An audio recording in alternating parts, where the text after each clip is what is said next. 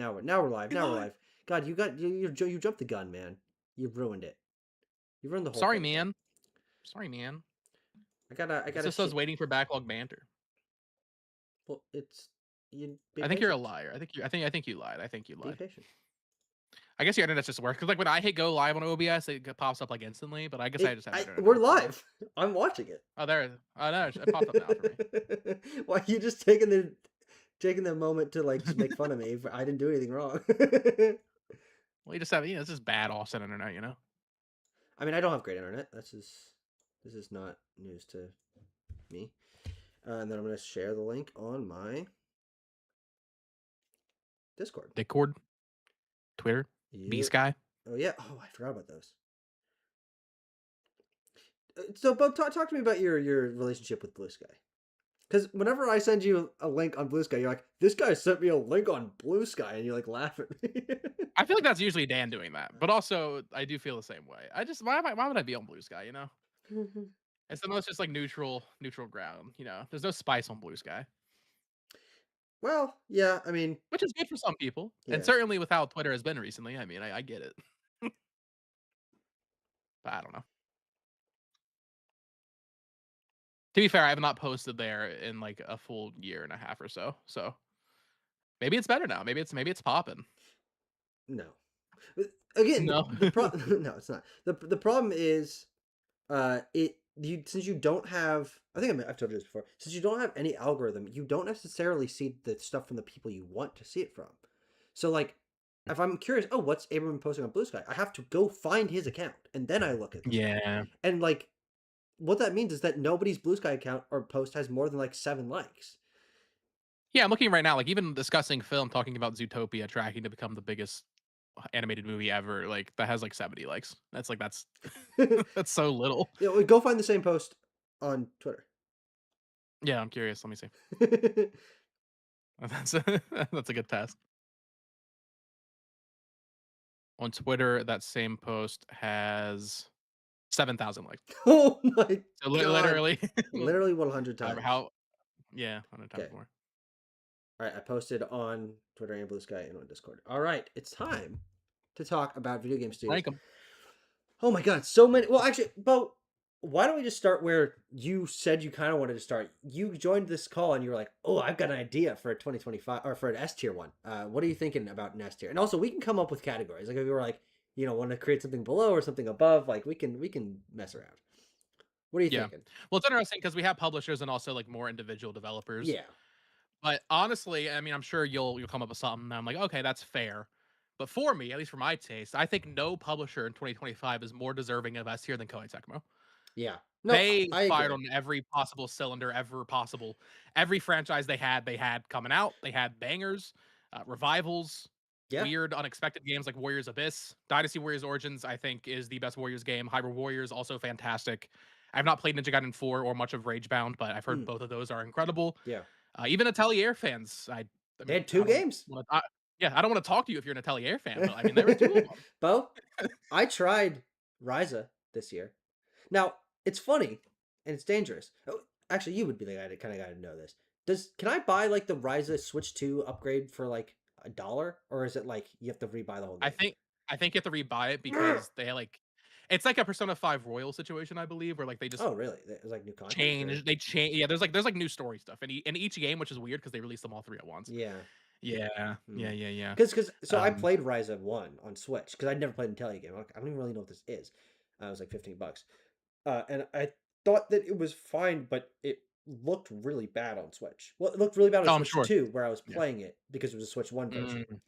Mm, And so yeah. I'm honestly mildly tempted by the idea of giving a game like that a try. Or is Yumia Yumiya not? looks pretty good. Yeah, Yumia looks great. That's Maybe I just try that on that was the big one they PlayStation. released this year. Um, Yeah. but yeah, we don't need to get too into.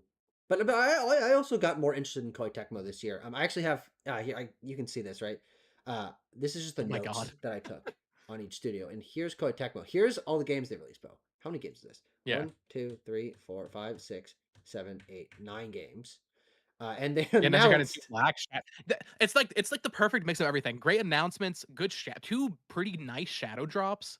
yeah, Like And even I mean, not even counting, like, Switch 2 ports, which, I mean, that'd Yeah. be impossible to count everything, but, Hmm. like, One Piece Pirate Warriors 4, got a Oh, I PS5 didn't and know Switch about that. 2 Yeah. port in November. Yeah, like, they just constantly were releasing something, and all of it was quality. And then, yeah, to the point of what they announced, like, Neo 3, huge announcement, Pocopia, um, Fatal Frame Fatal 2. Frame 2 looks awesome, Dynasty Warriors 3, that's the Hmm. fan favorite Warriors game, like, There's DLC if they announced there for was never a Origins. there was yeah, there's Origins DLC coming out very soon. There was never a better year for me to become a big Koei Tecmo fan, Oh, and, 100%. yeah, Yeah. I think they cooked. Yeah, yeah, and like even with like something kind of interesting, like whereas it's like okay, it's not like an amazing game, but like it shows that they I had have fun with this it kind of though. like It was cool, yeah. what we're seeing for me, what connotates like a triple S tier on like a broad scale, and like a publisher scale, is if they're utilizing their success to fund weird small projects. We see that from Capcom with things like Exoprimal and Kinesugami. We're seeing that from Nintendo. They're like, oh, well, bring back Famicom Detective Club, bring back Endless Ocean. But we're even getting that from Koei Tecmo at the scale they're at, where they're like, oh, Omega Force or Team Ninja, like just have a little interesting side project, like just like put your feelers out and see what we get. And so like Warriors Abyss, like that doesn't really change much, but it's just it's keeping them fresh and interesting. Because they never made a game like that, and it's also funny to see like a Survivors type game coming from like a major publisher. Yeah. But yeah, that's an easy S tier to me. But I also have Team Ninja and Omega Force separately somewhere here. Team Ninja is here. Yeah, Maybe I can't speak too much on Team Ninja. I played a little bit of, Gaiden 2 Black, although, did they do that or was that a different team? I think it was. Let's look up I know it was Unreal 5, right? Ninja Gaiden 2 Black. Yeah, Team Ninja. Yeah, there's no. Yeah, okay. Yeah. Yeah, so I mean, that seemed like a very high quality remake, although I know it was based on Sigma, which people are not happy about. Mm. It's not based on the original version. Um, so Team Ninja, I'm not sure where we would rank that, but Omega Force, I would definitely put Well, at so least an A tier, the thing but about maybe this S year, also. or the thing about these kind of this kind of videos, kind of lists, is this is based on this year, then in relation to the other years around it, and I think that Mhm. bringing back Ninja Gaiden is like the biggest thing they can do. Frankly, Yeah. especially given like look at their like recent lineup. Like Neo 2 is kind of like their last like huge win. Stranger of Paradise. Stranger Wolong did Paradise, pretty well. Wolong's Wolong's a fine, Rise secret Road is dude, fine, but that like game did really good. so. Bo, They in their here's my financial secret. I in their played financials, Wolong dude, there Final was, like DLC. What you yeah. say? In their financials, they put out, like, apparently over 5 or 6 million people have played Wolong. That's crazy. Huh? Now, granted, it was on Game Pass, but Yeah, yeah, still, yeah. like, bigger numbers than I would have expected for that game. I So I tried think we'll this be getting the a other sequel to that. day, I bet we get a sequel very soon. and I got to like the first like actual boss, and the game's just too fast for me. Like I can't figure out Interesting. what's going. I mean, did you play any of it?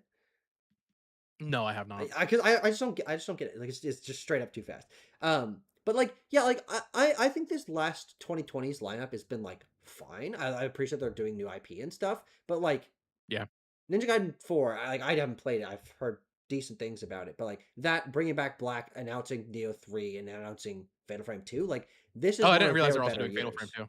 2. Yeah. Yeah. Hmm. Yeah. Yeah, I would say then I guess, like, okay, Koei Tecmo as a whole, counting Gust and Omega Force and Team Ninja, like, that's S tier. And So I guess Team Bo, Ninja and Omega Force would be AAA Game Studio. Remember that. They announced a new studio Oh, this true. year. That is an Omega. That is an Omega Force. That's actually important. Yeah. Um, But yeah, yeah, so really good year for them. yeah, really, really good year. I would say A. And then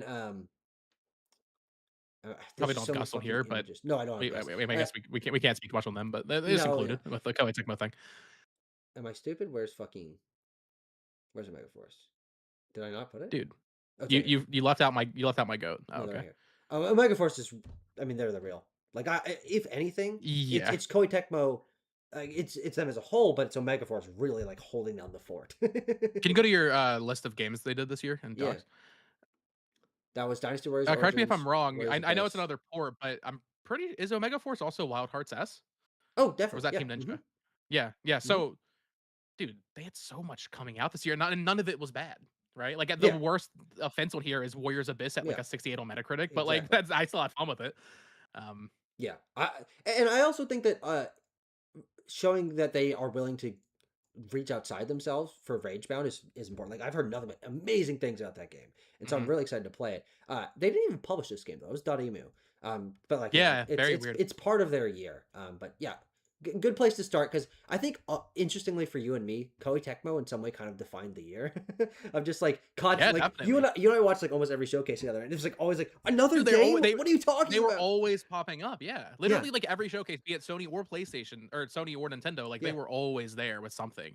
Right down to the last direct of the year with Pocopia. yeah, yeah, and that's like that's interesting. God, amazing year for them. Amazing year. I think we can also put Team Cherry in S tier. I Yeah. mean, we knew that they were defining the year when we heard that the game was coming out, and then it's just like it was as amazing as it It was just a was. matter of waiting for when the shoe was gonna drop, and then it did, and it was huge, and it broke records, and then they put down the eShop, and Steam was down for a while. Like, for a team that small to do something like that is just Yeah. truly impressive, and then Silk Song is also one of the best games of the year. Oh yeah. So, No, I mean, I just said I had such a good time with it. I was so surprised because I played like half of Hollow Knight and I like it. I like the art direction a lot. I like the world, the bosses, the combat, all that stuff.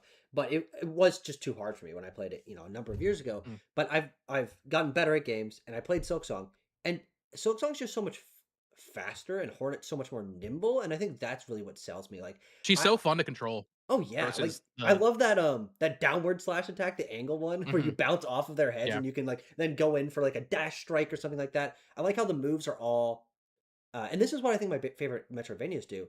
The moves that you get are they're movement and combat. They're multi-use. And so you Mm. really get to learn not only how to re-explore the map, which is, okay, that's great. That's how you usually get an ability in a Metroidvania, but also then it changes the way you're the flow of combat and new enemies and stuff. So like I just thought it was really, really exceptional.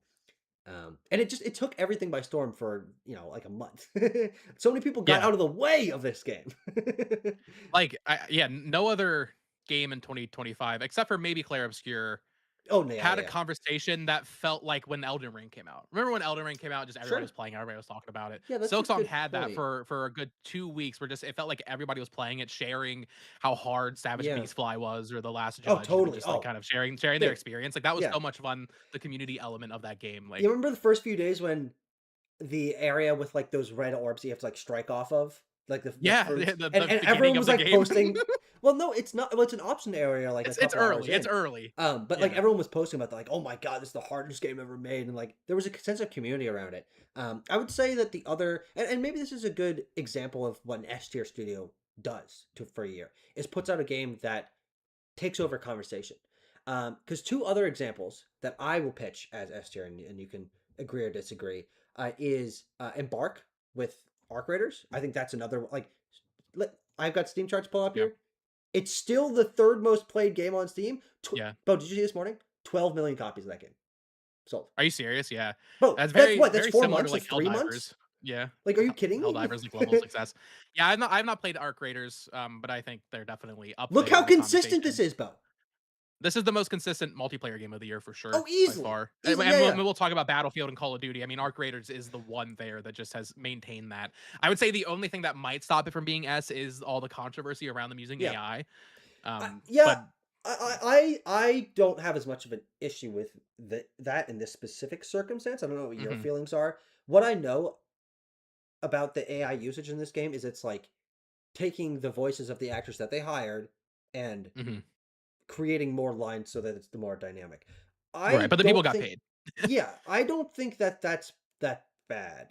Because it's not generating off of something they don't have Hmm. like access to or like permission for. It's like they recorded their voices, they agreed to this thing, and they're expanding the Yeah, characters. I There might 100% not be agree. great lines, but like I don't think it's Yeah. morally dubious. And I also just think so that doesn't really factor in for me. The another S tier thing is like ostensibly they popularized a genre.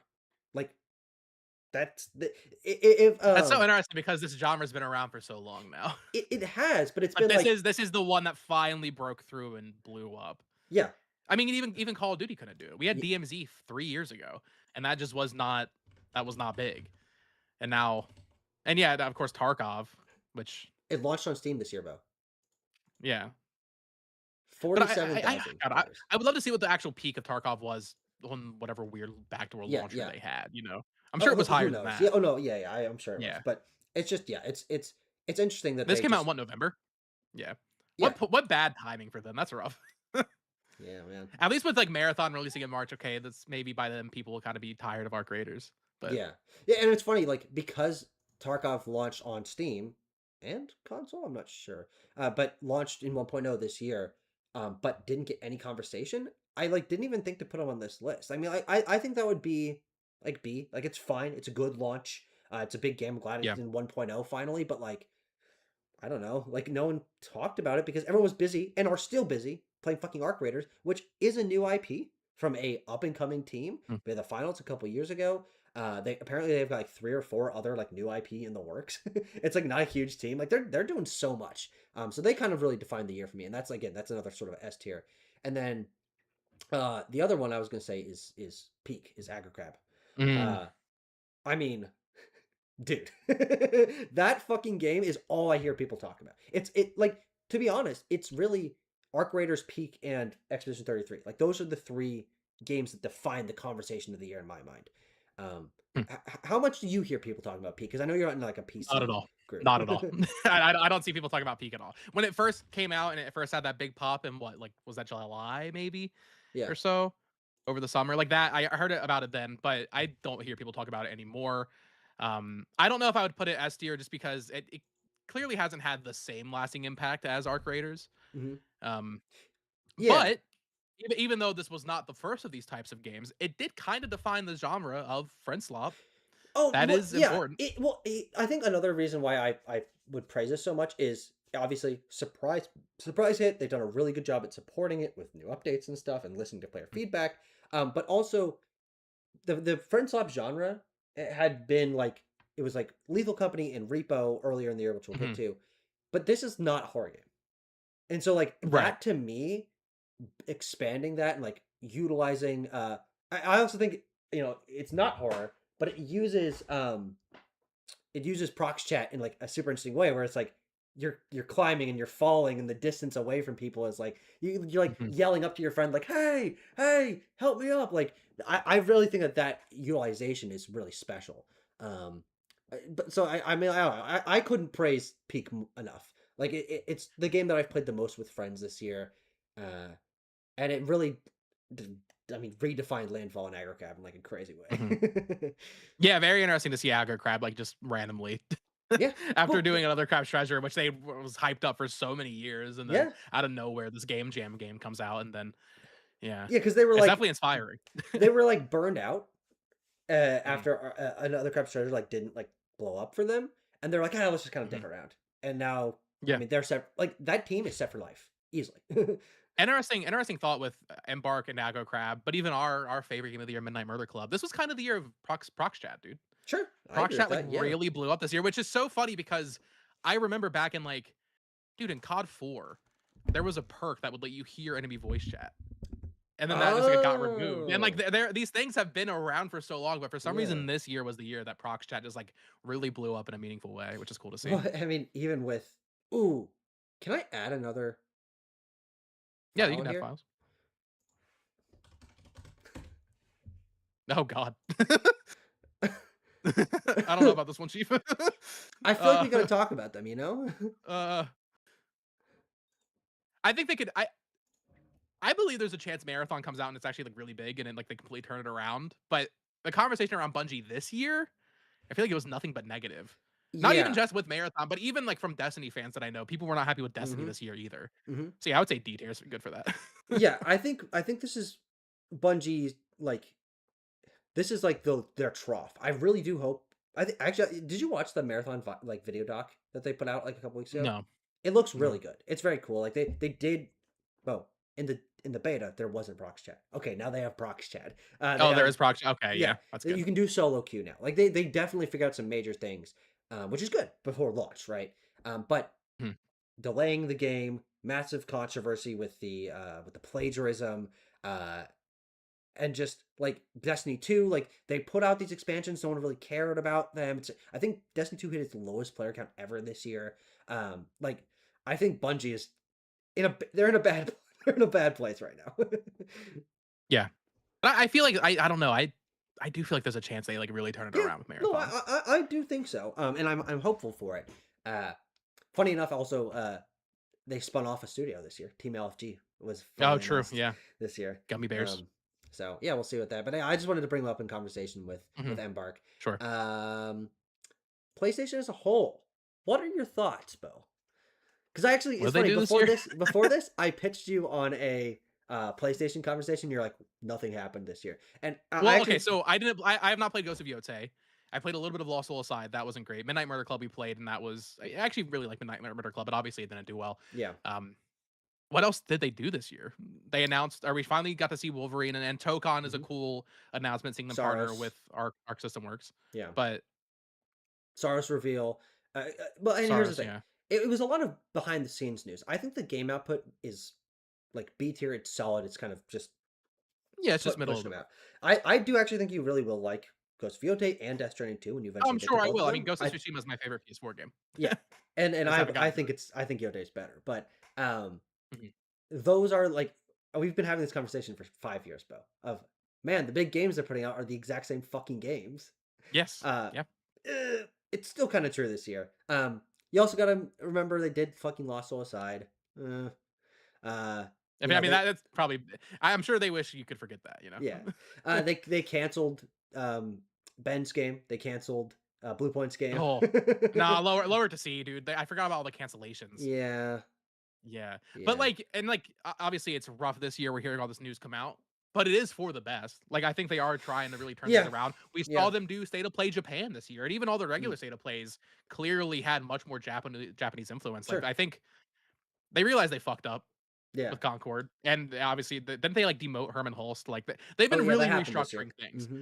So, an off year overall, I would say, with some, Ghost of Yotei's, very praised game, but like Yeah. it feels like a setup. This is a setup year for them to get really back on track. Hopefully next year, but frankly, I mean, Saros and Wolverine, like that's great. I'm sure both those games will be awesome. Saros, It feels Tokon, like Wolverine, 20 and Marathon are the four confirmed games for right. 2026. It feels like we've been talking the whole generation. Like, okay, when's that big year gonna be? I feel Yeah, like that's yeah. gonna be 2027. I'm just gonna it keeps getting put to the next Man. year because that's when I think we really start seeing like Intergalactic and Corey Barlog's next game. And but I also we're hearing about PS6 and maybe that's delayed now because of all the RAM issues. I certainly hope so. Yeah. PlayStation handheld, I mean that would be awesome to see. PS5 was increased in price this year, so that's not That's good. true. That is true. Yeah. Yeah, yeah. It was definitely an off year. I mean, uh also like yeah, like Fair Games had some like Jade Raven left Haven, like what the hell's going on with Mhm. that? They dropped the Um dollar sign from the title apparently uh or whatever. they they announced For Loop, Bo. No, they Bo, didn't. that happened like 2 weeks ago, No, they buddy. didn't. Dude, okay, I know this is off topic. What's the developer making High Guard? Who was that? Oh, Dude, they've been quiet. Have you they yeah. haven't posted anything. What What's I going can't on with remember that the name. game? High Guard. I need to know the name of that studio. So Light, Wildlight. Good Wildlight. Yeah, memory. dude, Good memory. I knew that Light was in there. Wildlight. Yeah, yeah. Yeah. Dude, this guy. Do you think there's a Oh, chance this doesn't oh, do come you see out? this? Yeah, I mean, but like genuinely, do you think there's a chance they don't even release it? They haven't posted anything since the Game Awards. Oh I think there's a God. chance The trailer they just don't started release playing, it. and I thought some like an alien ship was about to abduct me. Yeah, man. Yeah, man.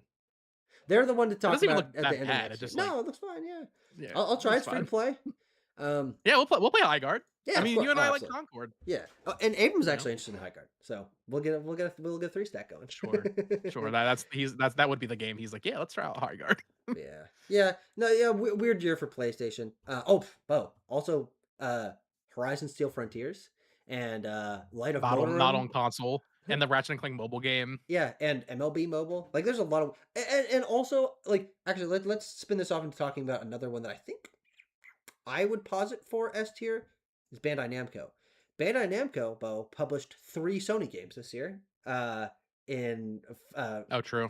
Freedom Wars Remastered, Patapon 1+2 Replay, and Everybody Golf Hot Shots. So they've Do you have a got list of their that. games on your dock? I do actually, yeah. I'd like to look at those. Bandai Namco. Oh my god. Yeah. Oh yeah, because yeah, dude, they were just constantly September. Well, this is the Square Enix 2022 problem all over again. What the fuck? Well, Slow here's the down. thing. It Space this shit is. out. Like it's almost a negative. Like Yeah, Hirogami, dude, that game looked really cool. Even Toa and yeah, the Guardian yeah. of the Sacred Tree. Like I was talking about that game, and of course I'm not gonna play it when you're scamming it in between all these other games. Like, space your shit out. Yeah, these games released 2 days apart, though. Yeah. uh, But then, dude, Robot Wars 3 days before that. Yeah. Oh, by the way, For I 5 days. believe this is the first Robot Wars to be released in English. I was looking into this the other I day. don't think that's true Or maybe it because was I've looked recent. at yeah, there's some I know they don't, like, release them physically in the West, but you can get, No. like, Asian imports with English of all of them, I'm pretty sure, Oh, because 'cause I've okay. seen them Maybe on they push haven't to like Asia. okay, but not like official. But I'm pretty sure this is officially released. Like it's on Steam. Oh, I Like see the what you're other ones saying. aren't on Yeah, Steam. right, that Um, makes sense, that makes sense. so that's I Yeah, don't know. That's cool. I don't know much about Super Robot Wars, but I me neither. agree with you. This is a lot for 1 year. It's too much. But in my opinion, this shows a strength because most of these games were pretty good, and also they're in different genres. Like we've got all sorts of stuff here. Like the problem with Square Enix was that like a lot of those games appeal to the exact same fan base. Right. A lot of That's this true, stuff is that like is true. they expect someone to buy 2 or 3 of these max, not play Right. all of them.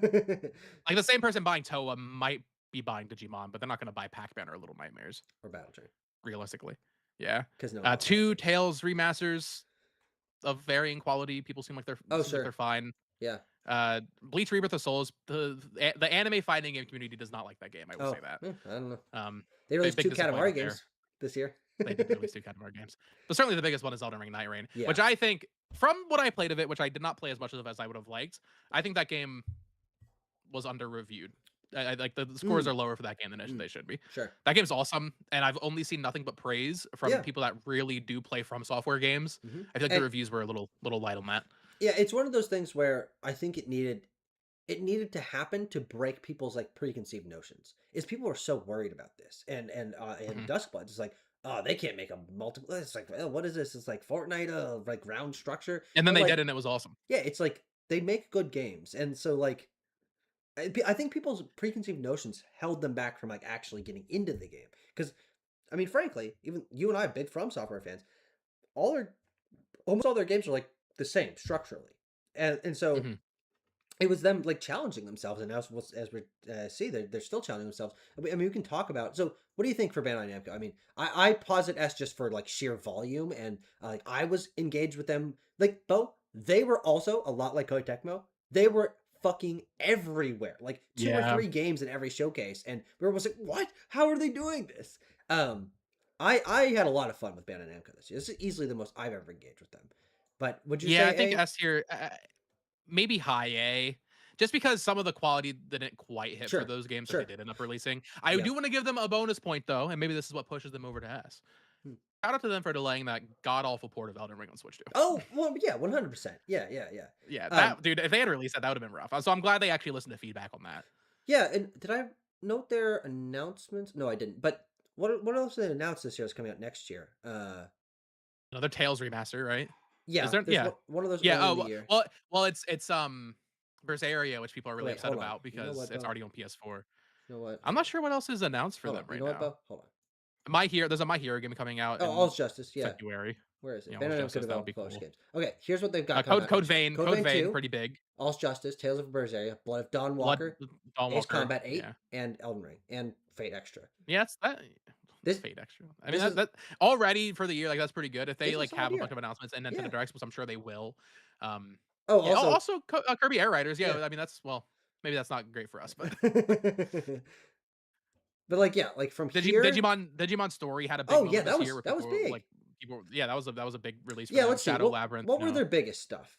Nothing, nothing, nothing, for its audience, probably big. It was a big moment, and then people didn't like it. Similar to Sparking Zero. Yeah, So Night Rain and Digimon, I would say are the two biggest ones this year for yeah. sure. For the sickos, Um, a new Katamari for the first time in yeah, like that. I forever, mean, that's and a pretty good cool. game, a very good game. Yeah. Um, a new Hot Golf Shots I've Golf for heard the wasn't first time in great a very long though. time. Shadow Labyrinth, we have a friend who's really into it. Interesting refactor of one of their like classic characters. Like for me, this is just because I like variety. This is like the ideal year for me from a Mhm. publisher. It's like Sure. Yeah. all their franchises, revivals, partnerships, crazy announcements, AAA games, action games, RPGs, colorful platformers, rhythm games, fucking Katamari, whatever that's supposed to be. Like they Yeah. just kind of went all out this year. Yeah. So that yeah. Yeah. I could see S tier. I could see S tier. Okay, I'll tell. Yeah, I'll Yeah. and there was one of those where oh FromSoft. I quickly talk about FromSoft because we went into like what happened with Night Rain. Um, I I'd I say A think tier for them. I think A tier. Like in a year that Yeah. they release, frankly, a major single player game, they're S tier. Like that's like Yes, without a doubt. and by default, yeah. Which has been most years recently with Shadow of the Erd Tree and not Ace Combat, fucking Armored Core and Elden Ring. Like they've been firing, firing, firing. They had a new game this year that was very good, and they announced the next Miyazaki game for next year, which for us, being a Nintendo exclusive, is like the biggest deal you can get. Yeah. I mean, that's one of the biggest game announcements of the year for sure. So People yeah, dude, people are so weird about that. It's like, oh, yeah, I know people just wanna hate on it because it's a Switch game and it's multiplayer, but, like, that's Miyazaki's next project. That game's going to be very good. oh yeah, oh yeah. And I bet they'll just be like, there's like we don't know a lot about it. I think that's the thing that like Mhm. concerns me the most about how like flippant people are being about the game. It's like, guys, we've only seen it once.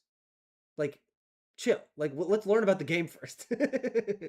Yeah. But yeah, A tier year for FromSoft. Um, let's jump somewhere random. Let's talk about Marvelous, Bell. Hmm. How do you feel? Well, So Titanic Scion was a pretty big disappointment, and I even oh from yeah, so I've always been a big Daemon X Machina guy. yeah, yeah. Even when it was announced, I was like, "Oh, it looks sick." I played it, I loved it. Um, I didn't play much of Titanic Scion. I played the demo, and I thought it ran so bad that, like, I just Oh, didn't even wanna play it, and is it was that really true ugly. about the final And release too? also yes, maybe they've patched it Huh. since. But also the first game is like very arcade mission based. This has this weird like open world thing going on. The combat isn't quite the same. From people that I've seen that love the original game and then also played a lot of Titanic Scion, they don't like Titanic Scion. Hmm. So that was definitely a miss. Yeah. When it could have been a pretty big, like, oh, whoa, okay, that's a big release for them. Rune Factory, I heard people liked overall. I didn't put as much time into it as I would have liked, Yeah. but from what I played, it was fine. Yeah, that's fine. And then Story of Seasons, I mean, I feel like you can't really fuck those Grand up, Bazaar, yeah. to be honest. Well, Yeah, no, but isn't that like one of the that's things where like sometimes they're like well, really yeah, trash? that's with Harvest Moon. Oh, the new Harvest Uh, Moons. That's right. That's right. right, Yeah. right, right, right. Story of Seasons, well, and then Grand Bazaar is a remake. Did they do Aren't anything they else this year? all? Aren't they like all the No, recent Stories of no. Tunes? I think they alternate. There was a Okay. new one not too long ago, but yeah. Yeah. So like, and yeah, I don't know. Let's just quickly go Marvelous Games. Let's just see. I don't think I made up notes for them. Marvelous Company. I don't think Video they have anything developed. announced right now, really. Well, there's another Room Factory 6 is announced. Yeah, it's like it's lightly announced. Yeah. Uh, I like every single game on here has been clicked. They're all uh oh, they're working on Monster Hunter Stories 3. I It's a didn't realize they work on Monster Hunter they stories. they co-develop them. I think they I didn't know that. yeah, Capcom and Marvelous. They've been doing that since the beginning. So Interesting. it's really just that for next year. But yeah, I mean, for them, 3 games in 1 year is pretty Right. I big mean, number. yeah, obviously different tiers of output for these teams. I Yeah, would say C or B. yeah, Daemon X Machina was a pretty big disappointment from when I played, so yeah. I'd Well, say I C. think C and D is like it was bad. This was a fine year for Mm, Marvelous. okay, okay. Yeah, that's fair. That's fair. Um, pick one. Pick one. Who are we going to? Virtuous, Virtuous. I am very Oblivion, and fascinated. MGS, Yeah, they right? really Those made a name is for that the themselves. two? Yeah, because they have been a like co-developer for such a long time. Like Virtuous's credits are in like almost every like major Activision, not Activision, like they work with Sony, they work with they work with a bunch of big teams like Square Enix and stuff. Like Virtuous credits fucking everything. But they're like the lead devs on 2 major remakes, and by all accounts, people liked both of them. So like they really Yeah, put their name on the map this year. They didn't blow anything out of the water, but it's just like, all right, now we have like a really insane remake studio to look forward to of like just really solid work. yeah. I would say I only played a little bit of Oblivion, and I didn't try out Delta. Hmm. I feel like there was definitely a conversation around both. That I don't know. I feel like Virtuous almost with their 2 Unreal Engine 5 remakes this year, like if it feels like they are like the poster boy for the Unreal Engine 5 Oh, remake, which 100% true. which 100% people true. really don't like. And I know Oblivion definitely had technical issues. I don't think they ever fixed that. And then Hmm. Delta, I saw people talking about. I don't know how overblown that was. But to your point, I mean, they're the closest thing we have now to a modern Blue Point, and I do look forward to seeing what they do next. It's not Yeah. they're not on that scale, I would say, but for a Yeah. team like that to come out and then lead these 2 major projects and 2 major franchises, pretty cool. Yeah. You know? I'm gonna do this. We're gonna make a like B plus tier. Sure. Instead of having to change all of them, let's just do B plus. Yeah. Um, in terms of Yeah, I think like that's yeah. it was they put their names on the map. Both good games. Like really surprising year to like really learn about them. Um, so it was like it was. Oblivion out of nowhere too. Nice Oh yeah, surprise. yeah. Well, Well, I mean, it well, was leaked to hell, yeah, but well, yeah. I think this makes sense. Um, Hmm, wait, why are A and B both orange? What the fuck happened? Can I change doesn't this? matter, dude. No, it It does. It doesn't matter. It fucking doesn't, does. It bro, bro, fucking bro, does. bro, bro. Watch Now this. they're both No, no, green. no. I'm working. I'm working. Oh I'm my I'm god. I'm doing Why don't you just something. make that one blue? Oh There you go. my Look, god. look, it's beautiful. Okay. Tucker, tell me about Team Soda. I don't know who that is. Oh, they made Escape from Duckov. Escape from Mm, Duckov. Well, Jeez, that's a pretty big 300,000. drop off. But Well, yeah, that's pretty big drop off. 300,000 concurrent players, though. What a moment. I Is this mean, like one guy, probably? I assume, no, it's just a and, small and, and it's a maybe he has small like team. 20 friends. Yeah, I think that's exactly right. But like I this game came out of nowhere, immediately blew up. Was this like 10 days after launch, like like the third biggest game on Steam, rivaling all the biggest games. Um, and I think for my taste, because it is an extraction shooter, but it is not a large third person It's top shooter. down, right? Yeah, it's a top down extraction shooter where you play as a fucking duck bow. And it's single player. It's structured like an extraction shooter. You go out into the world and you collect things. But you go back to your base and you upgrade your base and you like build different like things and then set up like little stations for shopkeepers and stuff. I'm like, this is a really clever way to utilize this mechanic, and it's a parody of Tarkov. Like I just think it's really savvy game design to think about like, okay, what do people like about this? But I like in all honesty, Escape from Duckov would be like if you were going to do an extraction shooter, like that's the one that you would kind of be into because it's like it's single Hmm. player, base building. Like these are things that you like more than being in fucking Tarkov or Arc Raiders. So I'm really impressed by what they did here. Obviously, it didn't stick around, but to me, that's not necessarily a bad thing. Yeah, I'll be curious to see what the studio does next. I will say that, dude, the release timing on that could not have been better. Yeah, exactly. That's like stars align because what Arc Raiders came out a week later, Uh, yeah, and then that people sounds right. everybody started hearing And then about a month extraction later shooters, and was then Tarkov on Steam. They were right. on So this, I they mean, were like on this Steam before perfect Tarkov. storm, perfect storm for this game. Yeah, so I would say for me, this is an A tier, where it's like they made a Sure. game that people really liked. It was massively popular. I think it's clever, and it put their name on the map. And to me, that's a big part of the new studios that we're going to be talking about here. Is like they just came out of nowhere and really changed things. And we're always talking about how like, oh, the games industry is so set in its ways. It's all remakes. It's all these like established teams, but uh, uh, like things can happen. Random things can Yeah, happen. I mean this was the year of that on Steam though, just 100%. random games Yeah. blowing up out of nowhere. And nowhere is that even more apparent than fucking Repo. Repo, And again, yeah. like, I mean, that's still a big drop, but like that's 25,000 people playing it right now. That's yeah, pretty good. yeah, it went back up to Can you, what's 200K. what's Lethal Company at right now? Like, is Lethal Company still doing numbers? Lethal Company, 4K. No, I mean No, it's yeah, good, but like constant drop off here. interesting. Yeah, and then we might as well complete the trilogy here. Content warning. Yeah, let's do all of them. 100,000. Oh, Wow. it's crazy. These games, This is the best one. these games are so, This is the best one. So yeah. fuck you, people. But I mean, God That's, damn. And shout out to Landfall. They did this and then Peak in back-to-back years. I didn't Jesus. realize it was the same developer. Good Yeah. for them. Well, because they like release a game like every year. But you probably heard of Totally Accurate Battle Simulator. Yeah, of course. And they made Haste, which also came out this year. I didn't get their logo, but we'll just include them alongside AggroCrap. Like this is Yeah. um When we rated out AggroCrap, we were rating Peak. yeah, true, yeah. Who the fuck are we talking about? Semi-work technically.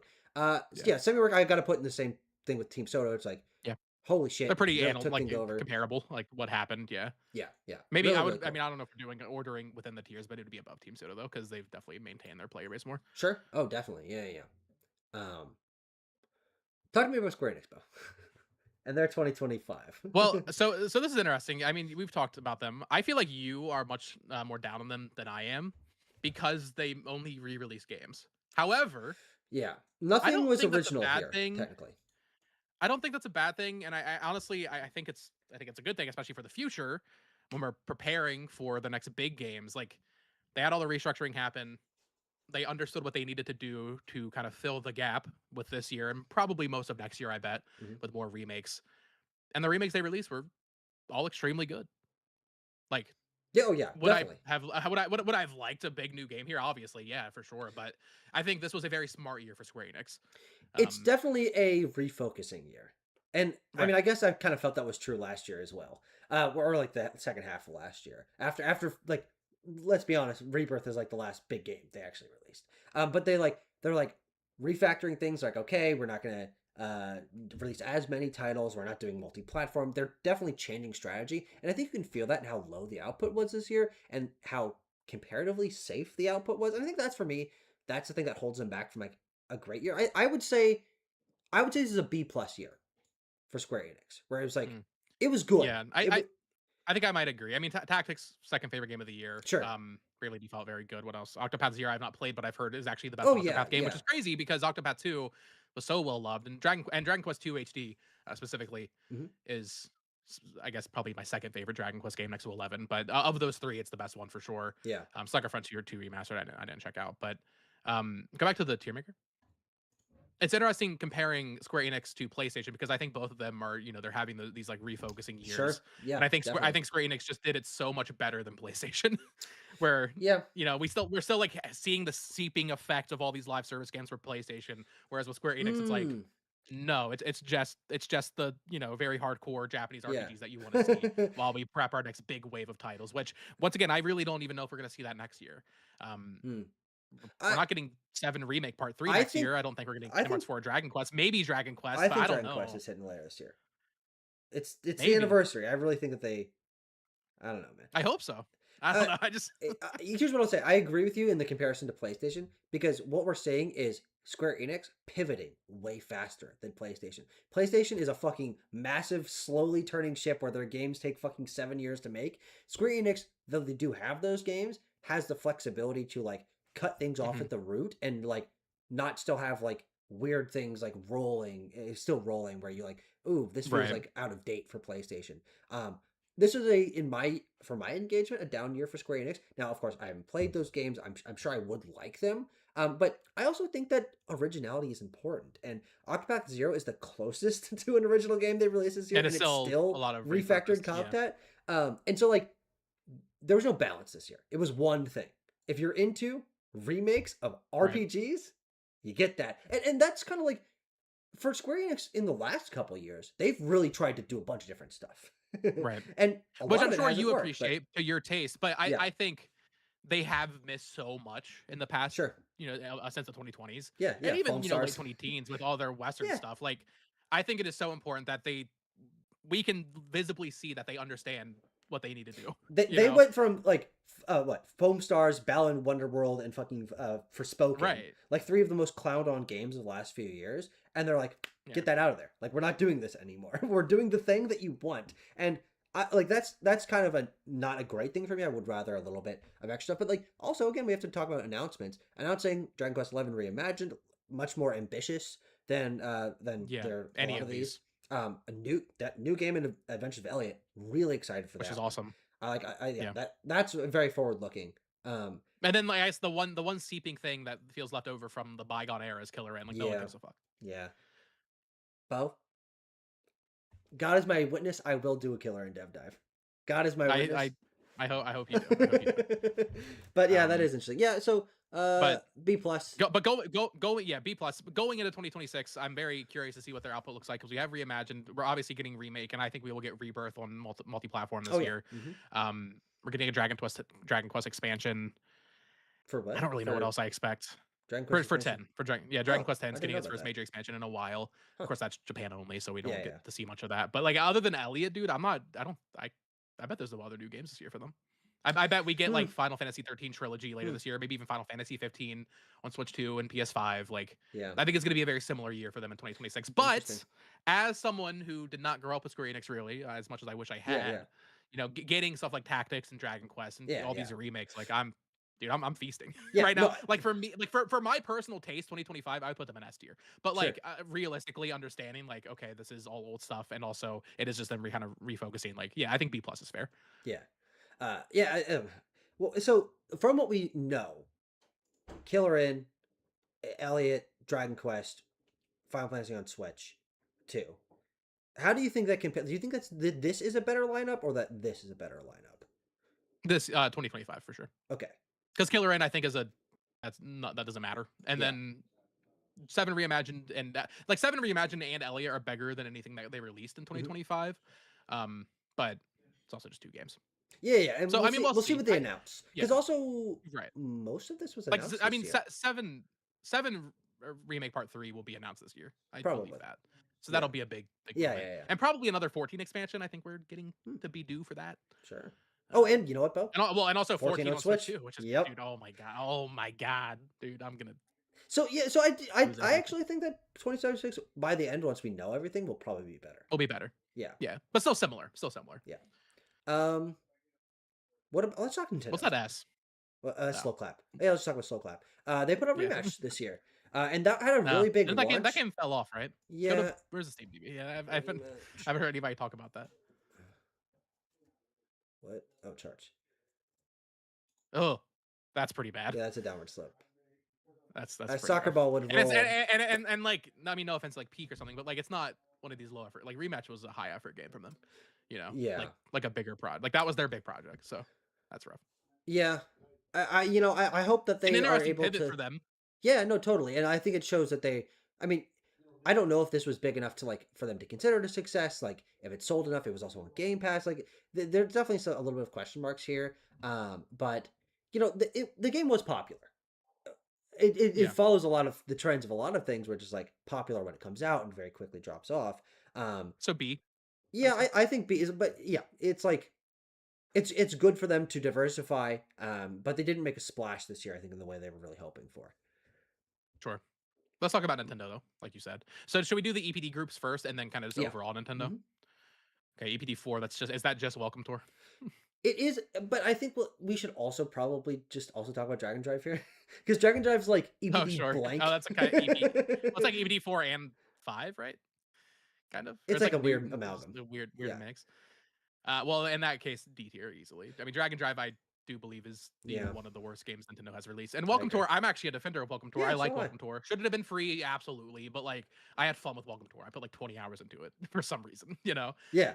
But especially like because I was rewatching my predictions videos leading into this Hmm. year, 2025 for my 2026 stuff.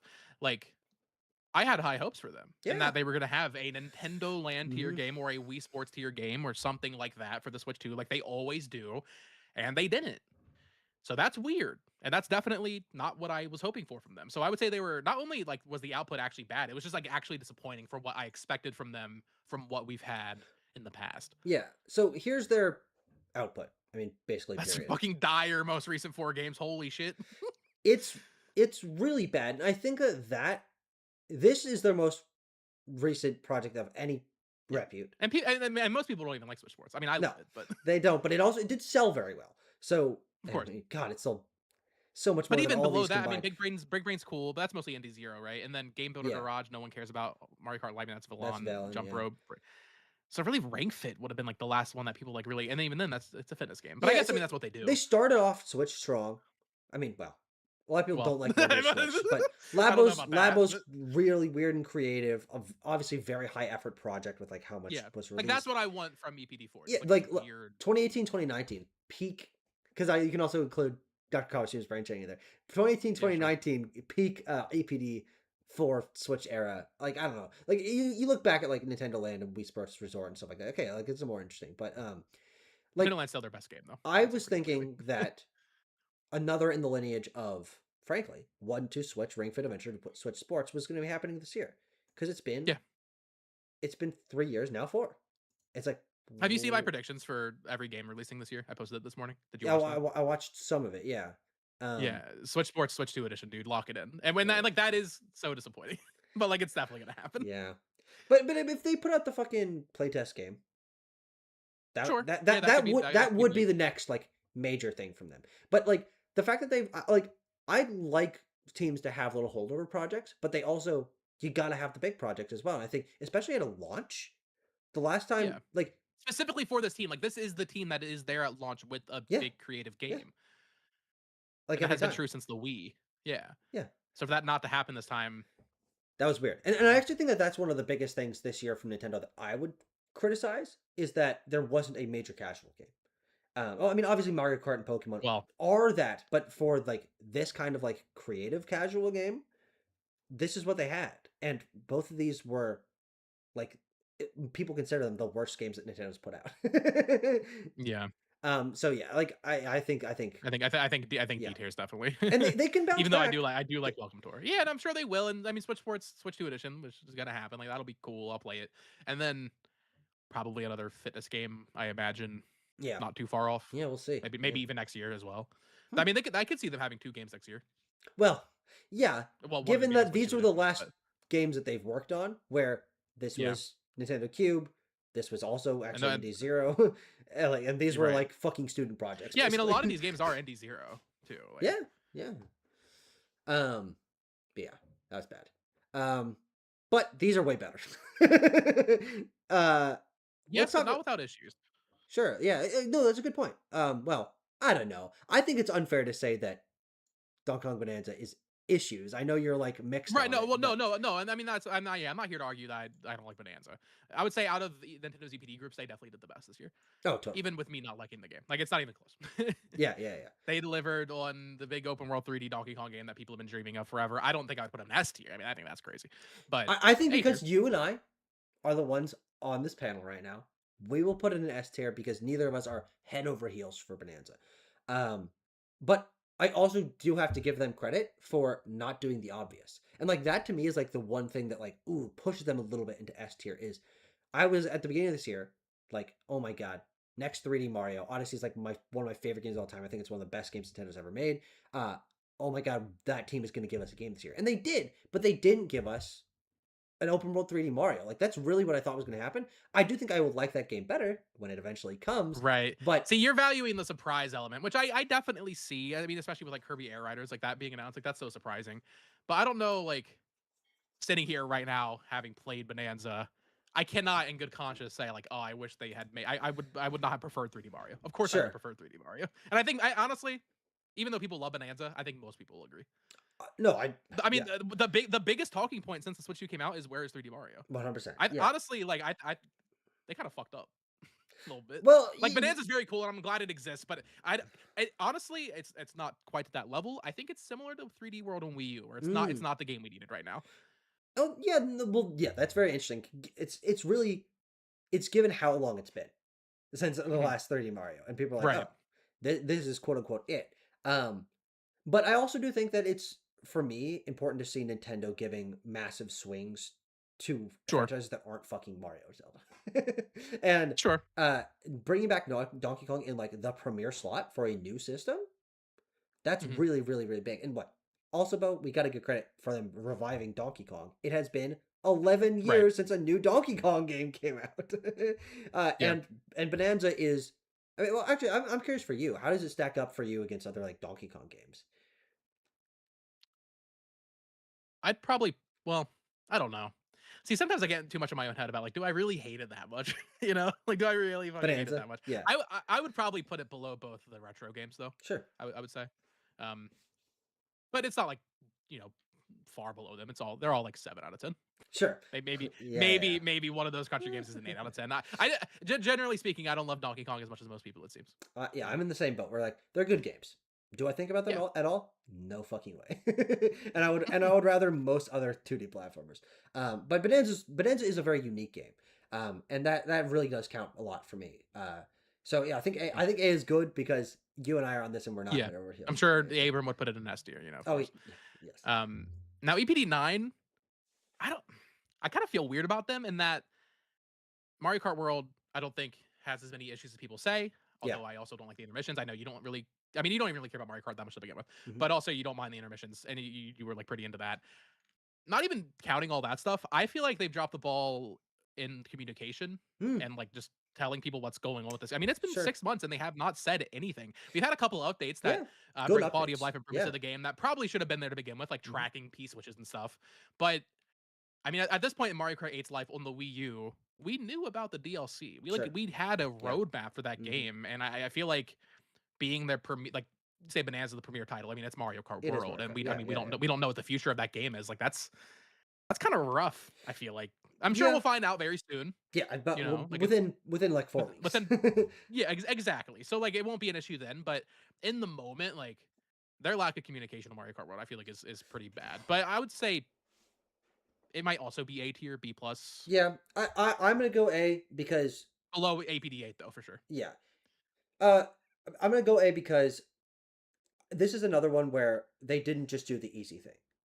Mario Kart Mm, World is actually a very big risk for a team that had never made an open world game before. Their experience is with making like tracks, really beautiful tracks, but like and maybe it shows, right? In the intermissions, in like some of the collectibles being a little bit weird. This is a massive leap for them.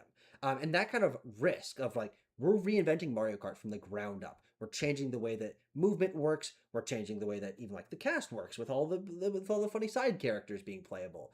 Um, you know, the number of racers is so much bigger. Like they fundamentally rethought Mario Kart in a way that if we think back, 8 Deluxe is a very great game and a lot of people really love it. It is very bare building bones on bones when that it have been released. Yeah, there for 20 years. Like Double Dash into DS, into Wii, into 7, into 8, into 8 Deluxe, into the Booster Course right, Pass, like that is them making a better game, continuing to build and build better games. And 8 Deluxe plus Booster Course Pass is like a phenomenal package. But like this is them saying like we have the time and the resources and the creative intrigue to not just do the exact same thing again. And sure, that to me really counts for a lot, especially with a series that, again, as you mentioned, I like Mario Kart, but it's not something I find myself passionate about. Mario Kart World to me is like one thing I love about Nintendo's in the Switch era is them giving their series that reinvention. That happened with Kirby. It happened with Pokemon. It happened with Zelda. Like all these series got that like all right, we're twisting things just a little bit. And Mario Kart World is the Switch era Mario Kart, right? It takes hmm that philosophy of these other games, of course, making it more open, but like even like Wonder, right? Is like we're thinking things from the ground up. We're not just gonna make a fucking the exact same kind of new Super Mario Bros. Again. We're not gonna make the same kind of fucking Mario Kart again. We're gonna do something different, and that really, really counts for a lot for me. sure, yeah. I mean, I think especially like you said, like Mario Kart 8 with the Booster Course Pass, like that is such an incredible game, Yeah. incredible value proposition. It is nice. You can play that game still; it's still Oh yeah. there. But then Hmm. they did do something different, and I think 5 years from now, when we're done seeing updates for World, like Hmm. it's gonna be comparable. Yeah. And like all the new mechanics and stuff are very good. My biggest issue really is just like the intermissions and then Sure. the lack of communication. But at least the lack of communication, that's not going to be an issue when we look back at this game. You know, Yeah, no, 100%. Yeah, yeah. Even just a month from now, that'll won't be an issue. And then the content problem and even like fixes, right? They've been very good at actually putting some right, fixes in the game in just next last couple months. So, yeah, I right. think that's fair. Give me a 3 lap track mode. It goes S tier. I think that will come. Honestly, I really do. I I'd think be it'll be very interested. I mean, alongside. that'd be I think it'll be yeah. alongside like an expansion or something, or like a map drop. Um, but yeah, what about Let's just Nintendo keep with overall? Nintendo. Yeah, what do you Well, hold think? on. Put that back. Put that Uh, back. We're not there yet. Let's do retro. oh, that's right. So So everybody's talking about retro, like, Retro Studios. they were dealt a bad hands and they, considering how, fucked Metroid Prime 4 was, considering all that, they still managed to get a, pretty good game out of the door. I guess that's true, but I mean, maybe it's unfair for us to be doing this because we both hate Metroid Prime 4. I really don't like it that much. You hate it more than me. Hmm. Um, I don't know if they really deserve praise for that. They still released a game that's not good, Yeah. Yeah, you know? it's one of those things where like the situation is incredible, but you can read that both ways. Where like, yeah, they had all this pressure and stuff on it, but they had a long time to make this game. Right. They had And 7 years to do it. they made bad decisions from square one. Like Yeah. I think this game is not good.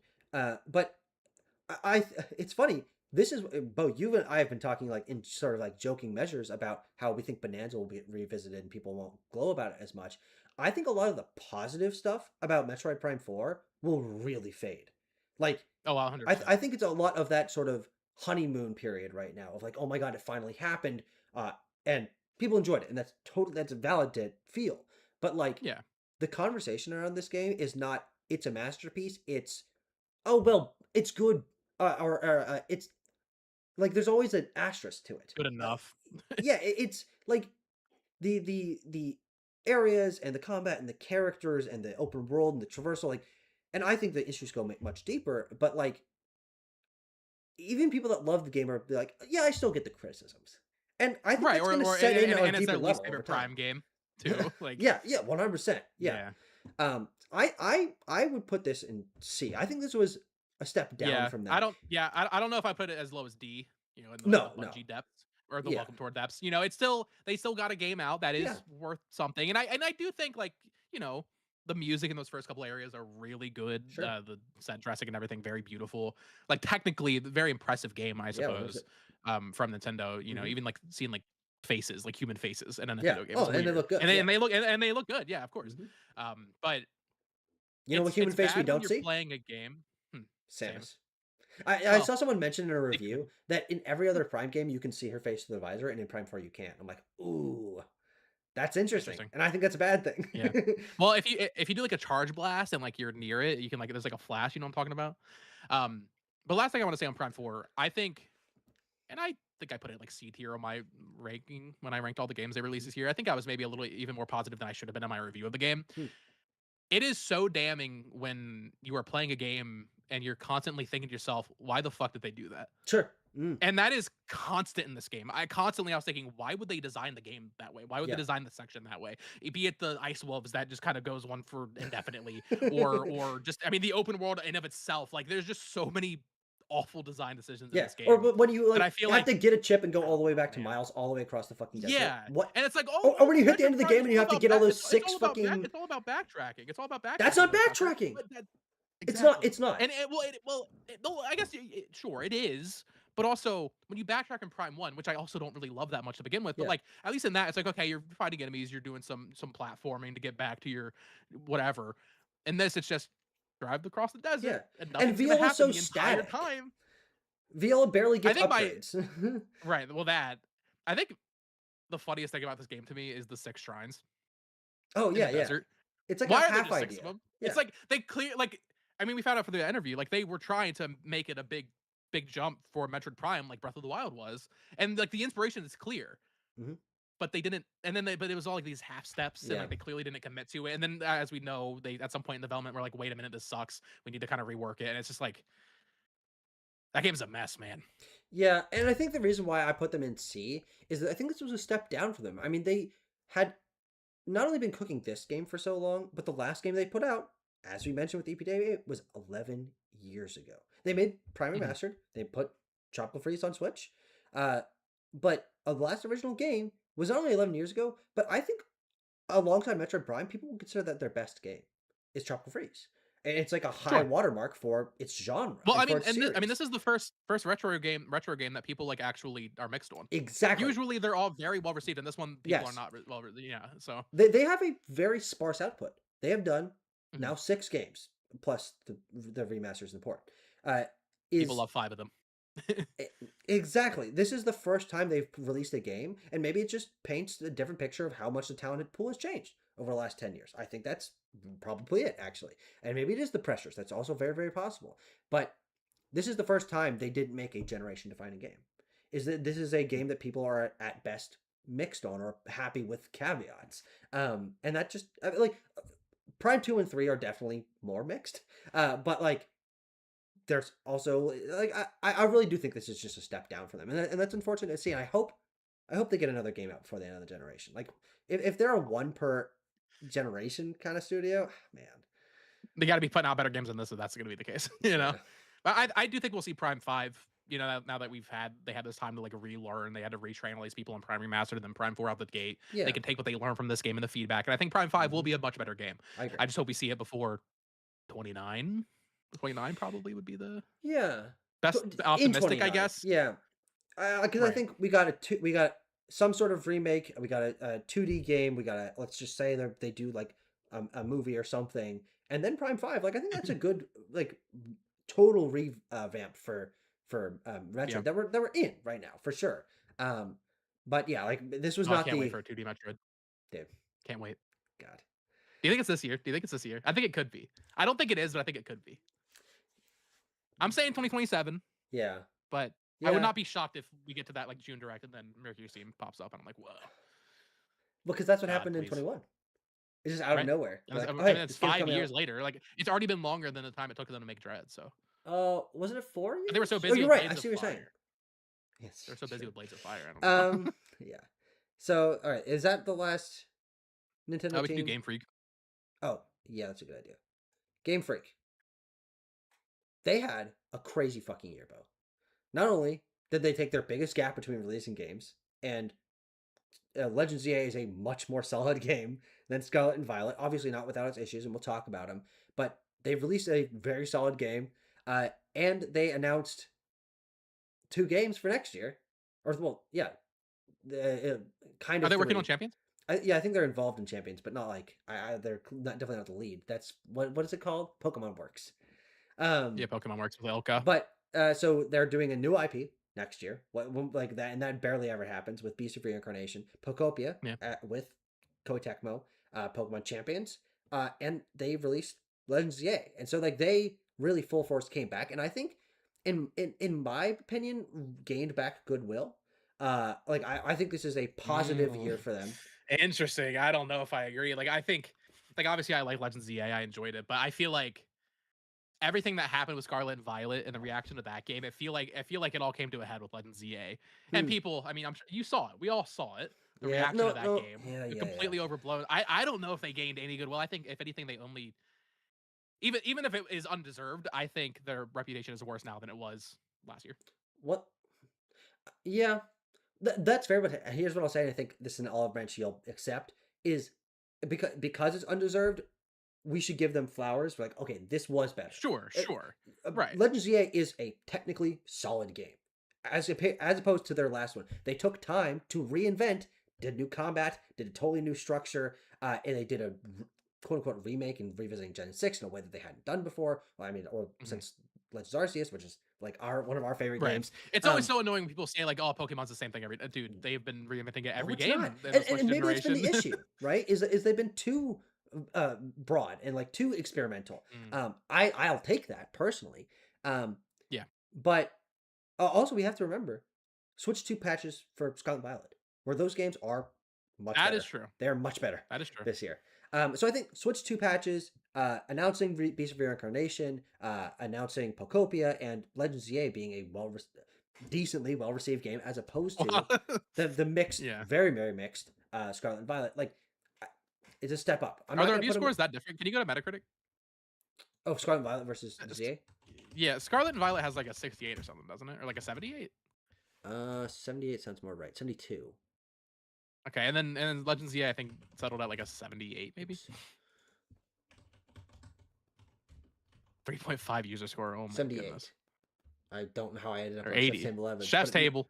No, this is Chef's Table Legends. Legends. I want to see. I just want to see the user score for Legends ZA, which obviously was completely. What the hell? No, you fucking Yeah. not. That's a Yeah. nah. I would consider this review bombed. 4.7. Would you consider the Scarlet and Violet one review bombed? At a 3.5? Was that what it was at? 3.5? Yeah. Oh my fucking god. People are so mean. I love these games. Well, okay. Well, the thing with Scarlet and Violet is like, I mean, I think you and I both agree. Scarlet and Violet are actually great games if you look past the elephant in the room, which is the fact that the game is fucked. Yeah. Mechanically, or like not mechanically, just like polish wise, it was unfinished. Legends ZA does not have that issue. Yeah.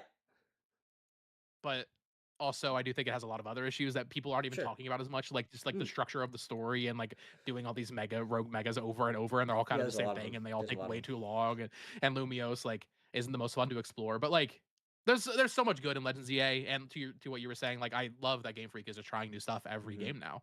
You know, Arceus is my favorite game of the Switch generation. I don't or our favorite Pokemon game of the Switch Yeah, generation. yeah, me I don't too. think Legends EA hits that No, quite no.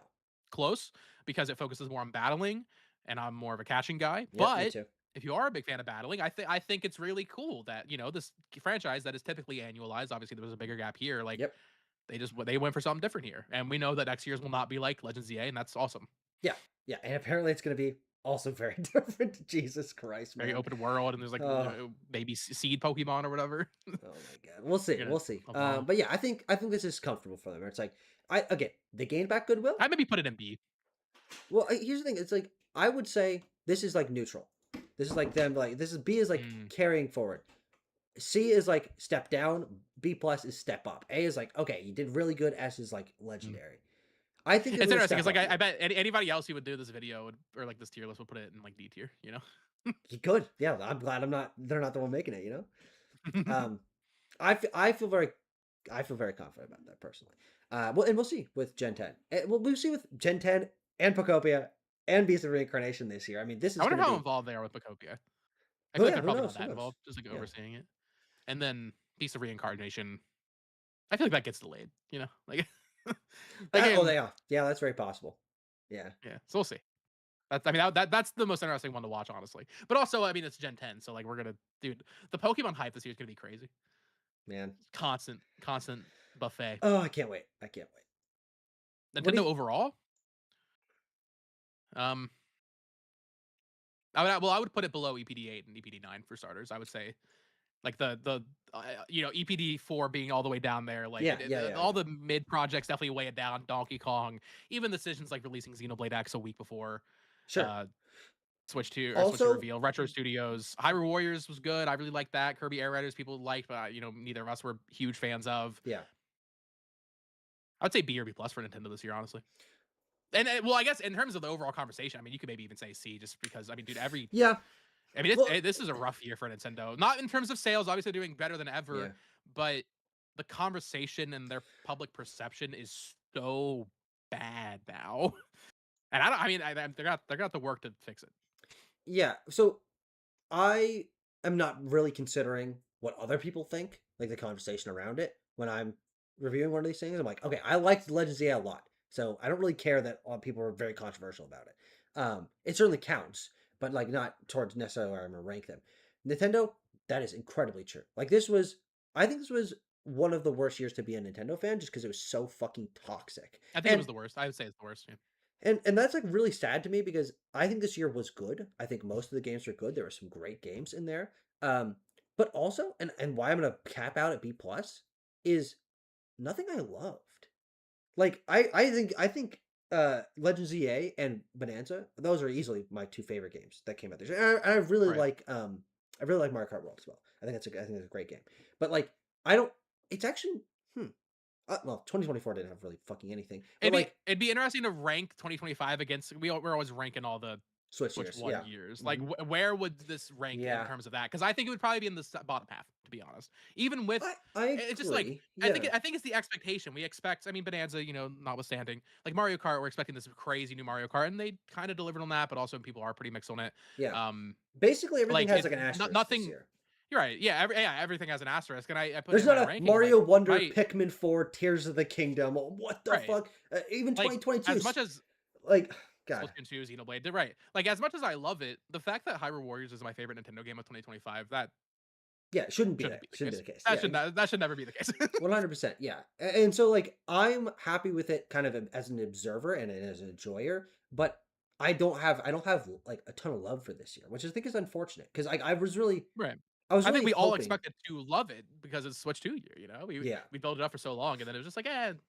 mostly It was fine good. It was good. games. Um, Yeah. but yeah, it was better. It was better than 24 for sure. Personally. Yes, but I think it also might have been more disappointing in a Yeah, way. no, that's For fair. Well, you know, 2024, we there just wasn't there wasn't expectations really. because there And was then just like the but then you did energy. have nice surprises like Brothership and people like Echoes of Wisdom quite a bit, Yeah. you know. This year it felt like they had more to prove, and you could argue they did with Bonanza and Mario Kart World, but One thing I will it's also not the say slam dunk we expected. is both the thing that actually now entered my mind. that may push them up to A is I think their announcement slate this year was fucking insane.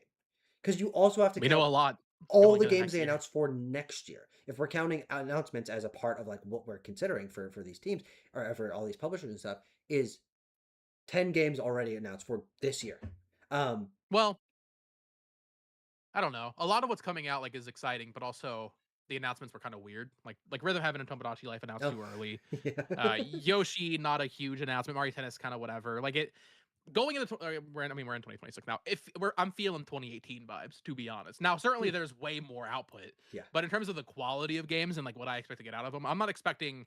Oh, sure. I see what You you're know, saying. You know what? Yeah, because I like would say the like Kirby in Star terms of like Allies how and I'm gonna Mario feel at the end of Tennis. the year, like right, like Fire Emblem Fortune's Weave right now, I would say is the biggest Yeah. chance of being like a critical darling. And I'm gonna love Tomodachi Life and Rhythm Heaven. Like for me as like a sicko Nintendo fan, like yeah, these are awesome games, but um, I think by it the is a end lot of of the smaller tier year, stuff. that won't be the case because I do think there are Yeah, still because major they'll have things. one at least one major like big game in the Yeah, holiday for sure. probably Luigi's multiple, Mansion but 4. probably multiple. But yeah, it's a weird mishmash. I do think that 2026 will, for my taste, probably be better just because there's like more. And also, one thing we have to mention about Nintendo's this year is they just did nothing for the first 6 months of the fucking year. Like Yeah, that was the it was a quietest and very slowest period unbalanced in the year. last 10 years. Um, because even in the fucking late Wii U generation, not only did they have 3DS games, but they were still releasing stuff. It just wasn't very good. Yeah, Um, so yeah, I think let's land on B plus there for Nintendo. It was good, yeah, it's fun. and I had a good time being a Nintendo fan this year. But it wasn't great. Well, I had a good time playing their games. I don't know if I had a good time being a fan. uh, Especially, I mean, you're not as much in the collector side of things, but dude, yeah, Gamekeeper, dude, yeah, I mean that really fucked up the year. I'm gonna be yeah, honest. it did. Let's just talk about Sandfall because they go easily at number S, up there. Yeah, I mean, Um, similar to Embark, the only thing you can maybe say is the AI controversy, but the story of Claire Obscura is so good. Like, and I know people are like, "Oh, everybody's just talking about the story. Why don't you talk about the damn game?" But like, it being the small team, their first game, yeah, yeah, all yeah, they pulled all these people off of Reddit. Like, this is the dream game development story, and then it also ended up being my game of the year, yeah. one game of the year. Like, You know what's funny about the controversy, which I think really started bubbling up around the Game Awards, is that still at every single awards body and every single fan voted thing, it's still winning Game of the Year. Obviously, it won at mhm. TGA, but like I'm seeing all these things, and like even on Backlogged, they like poll and it won Game of the Year there. Like people just Yeah, like there's this people love controversy, the game. but people love the fucking game. Like that, like that's the Yeah, thing is even when I played it, I thought it was so impressive, and even thinking back, like surprise is a big part of what defines the year for me. I was so surprised at how many games Bandai Namco and Koei Tecmo put out. I was so surprised at Embark and Agrocrab and Sandfall, like really defining the year. Sandfall almost more than any of them because we'd never heard of them before. This right. is their first And like, I mean, fucking video game. I think on your YouTube channel, there's the reaction of us Yeah, seeing the reveal of the game, and we were like, "Whoa, this looks awesome!" But I immediately was like, "I don't trust it," yeah, because then it came out like, "Oh, it's like 10, 15 hour game, and yeah. Medium it's a $50 budget, game medium budget." And I was like, price. "There's no fucking way it's actually going to be this good." And even up to the release, like I didn't put it in my most anticipated because I was Yeah, like, "I no, just of don't course. trust it." New team, and then even that week, we were like, "Oh no." Poor Sandfall. They're releasing Oblivion remastered the same week. That's so bad for them. Yeah, yeah. And then it just didn't fucking matter No, because Expedition 33 was the best game that came out this year, and it was the game that defined 2025. yeah, 100%. And I think we'll see how the controversy impacts their legacy, but like seeing what happened with right out of the gate the success of Clair Obscur of Expedition 33, like they are one of the best biggest studios to watch. Like Yes, dude, the that game. I mean, Jeff gonna be grinning from cheek to cheek when he has that next reveal. dude, he's gonna get that like that full that will body that will goosebumps. end. Yeah, that will Oh that will yeah, end one of his shows for sure. 100% it will. 100% it will. Yeah. And like again, that'll be their second game though. Like Yeah, their second video game, and it's probably gonna be great. some controversy from some other people that aren't us aside, it's the perfect journey. Like Yeah, medium budget game from an unknown developer with passionate developers make a game of the year. Like you like honestly like it doesn't get better than that. Like I'm yeah, not ranking these that is the largely, yeah, but like it doesn't get better than what happened with Sandfall. Um absolutely. okay, What did Sonic Team do this year? they made fucking Crossroads, bro. D. I like that Okay, game. I haven't played that much of it, But one principle, it kind of pisses me off that okay, $70 Sonic game, the entire gimmick, the main thing is like all these crossovers, and it's all paid DLC. I The think that's pretty shitty. I think that's rough. yeah, look, yeah, no, I think there's some free DLC, but like I don't know that just like the yeah. The pitch and Sega, kick of that game and like what it most of the is. Like I Sega think that's stuff not great. is free. Like you can wait. Hatsune Miku is definitely in the base game, Oh great. and no, I think you're not paying for fucking Ichiban. I don't think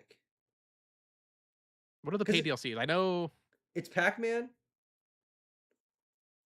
Lost Minecraft. Worlds season. Oh yeah, Minecraft. But like that's the issue. Like that's the most interesting stuff. It, Yeah, it's SpongeBob, Avatar, Mega Man, Pac-Man, and Ninja Turtles. So it's mostly Nickelodeon there's a properties and is there an franchises. Avatar So that's level? interesting. I haven't seen that. Last Airbender, I should Well, no, specify. yeah, yeah, I Um, know. imagine there's a Pandora dragon. That'd be kind of sick. That actually would be kind of sick. Oh, dude, But sure. it could go into like that big magnetic like fucking spiral thing from the end of Oh yeah, Fire yeah, and yeah. Ash. Oh, I would assume that each of these DLC packs come with a track, right? If you're paying for them, I would hope so. they have, Because yeah. I know there's a Minecraft track, so I haven't seen like a Ninja Turtles track, and I haven't seen a maybe it's not out yet. Pac-Man track. I don't think those are out yet. Oh, They're still cooking it. but so I don't know. Sonic Team, I think is well. Here's the funny thing about if we're talking about reception, people got so excited. And it was certainly because Nintendo was in like a sticky place, like conversationally. But the amount of fervor for Crossworlds, Hmm. like obviously Just a maybe dunk on world. yeah, but here's the thing, to bring it in conversation with Nintendo. Obviously, I played and really liked Mario Kart World. I think Sonic Crossroads is a better game, like on a gameplay level. Mhm. I think it's so much fun. I got really into it. I played all the cups. I think it's beautiful. It runs very well, which is like, and it's something very different. Like I had low hopes for this because Sonic Team had never made a racing game before. They'd been outsourced to fucking Sumo. Suma Digital. And I was like, like this is gonna flop, and it's not gonna be good because it's like Sonic Team. Not only are they mixed on their games, period, but they never made a racing game before.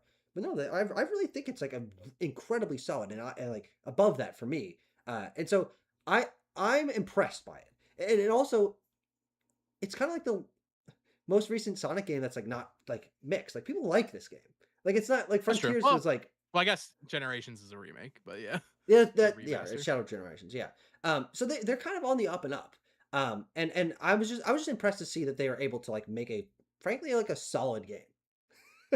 Yeah, I guess Like the bar was so low, but I like yeah, like Frontiers a lot, but like this is yeah. like I mean, night and credit where day. credit is due. They Sonic has clearly turned itself around since the first movie came out. And, like they've slowly, there's still some misses in there like Superstars, but like Frontiers being is that the best selling 3D Sonic game or something, Oh and yeah, then yeah, yeah.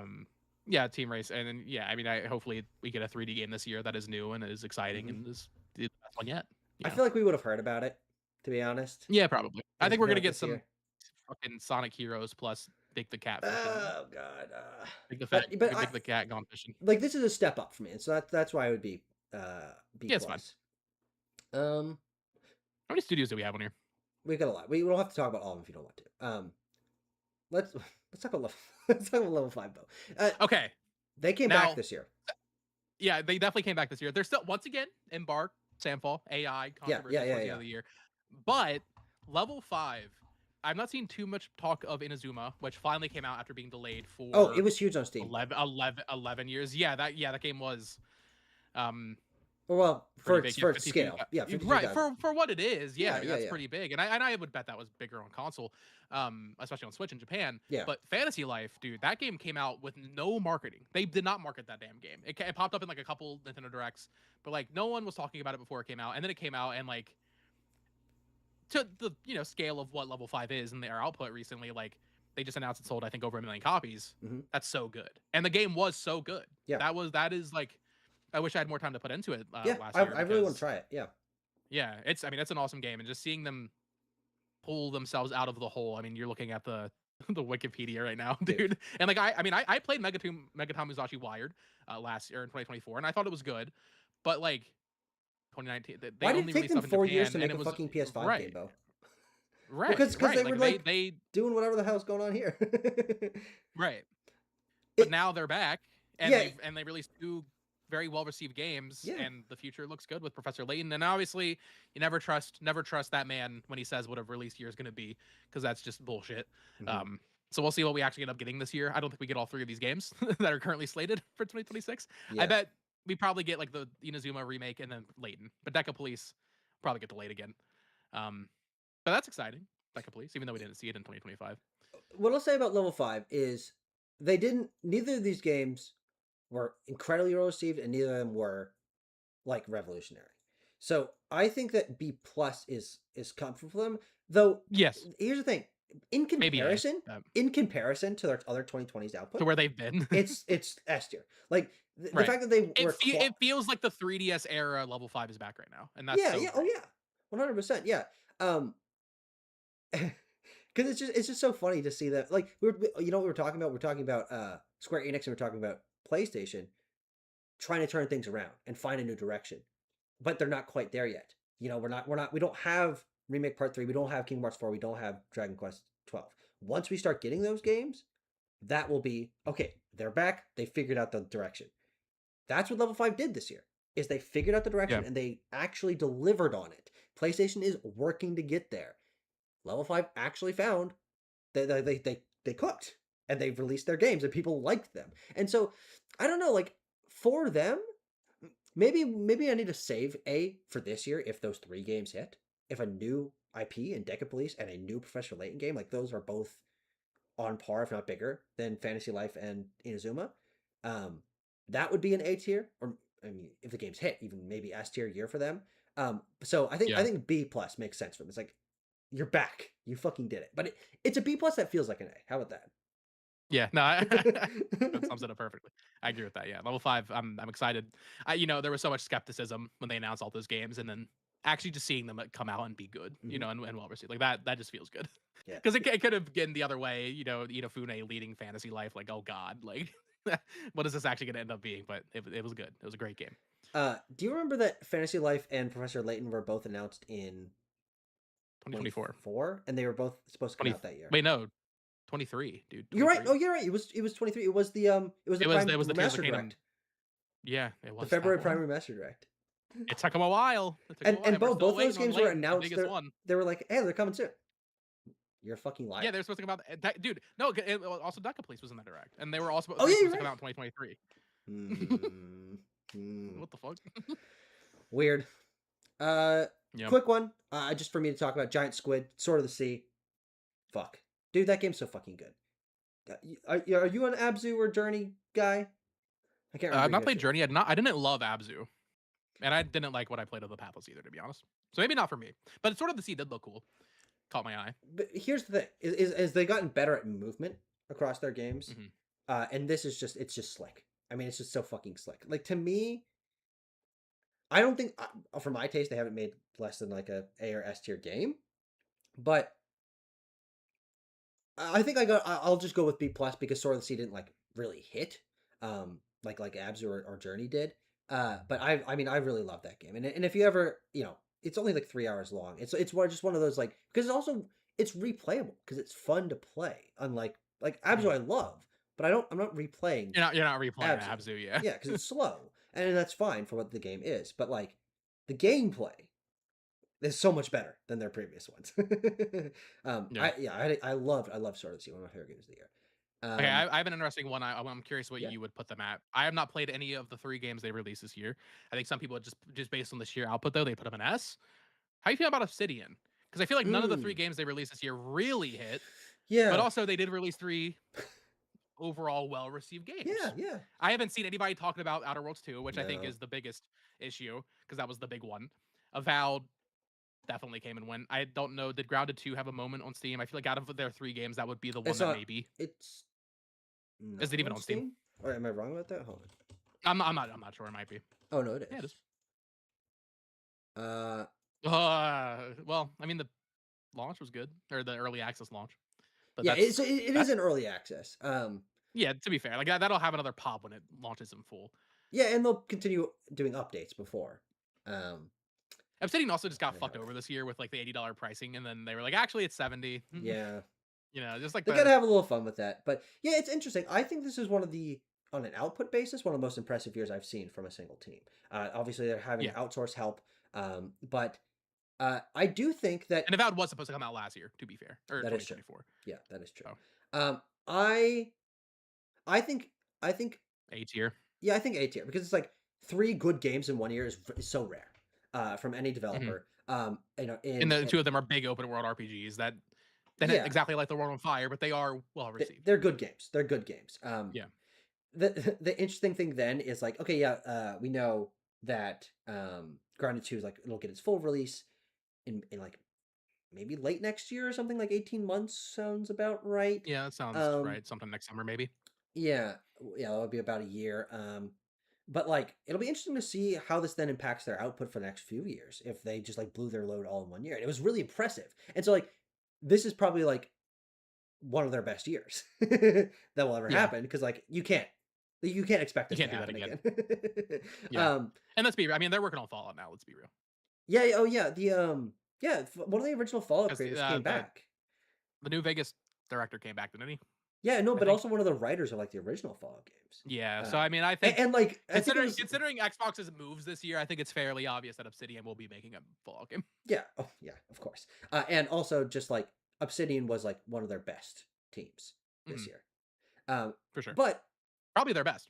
yeah, but also their other studios weren't necessarily slouching. Like it put out a game this year. Oh, Now I'll let you talk about this. To me, this is B.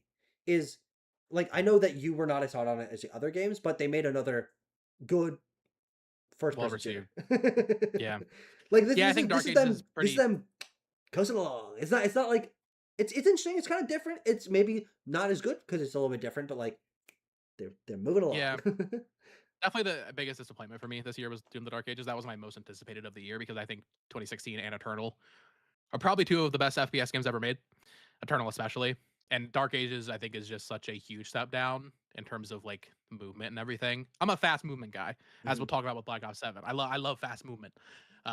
Which I guess isn't maybe the most popular opinion when it comes to FPS games, but this game, when Eternal came out, and maybe it's part of the New Horizons COVID hype with that game, but like Sure. that game was talked about. It was Oh nominated yeah. for Game Oh of the yeah. Year. Hmm. Doom: The Dark Ages might be, depending on the scale, like Outer Worlds 2 came and went, but like I feel like Doom: The Dark Ages really came and went.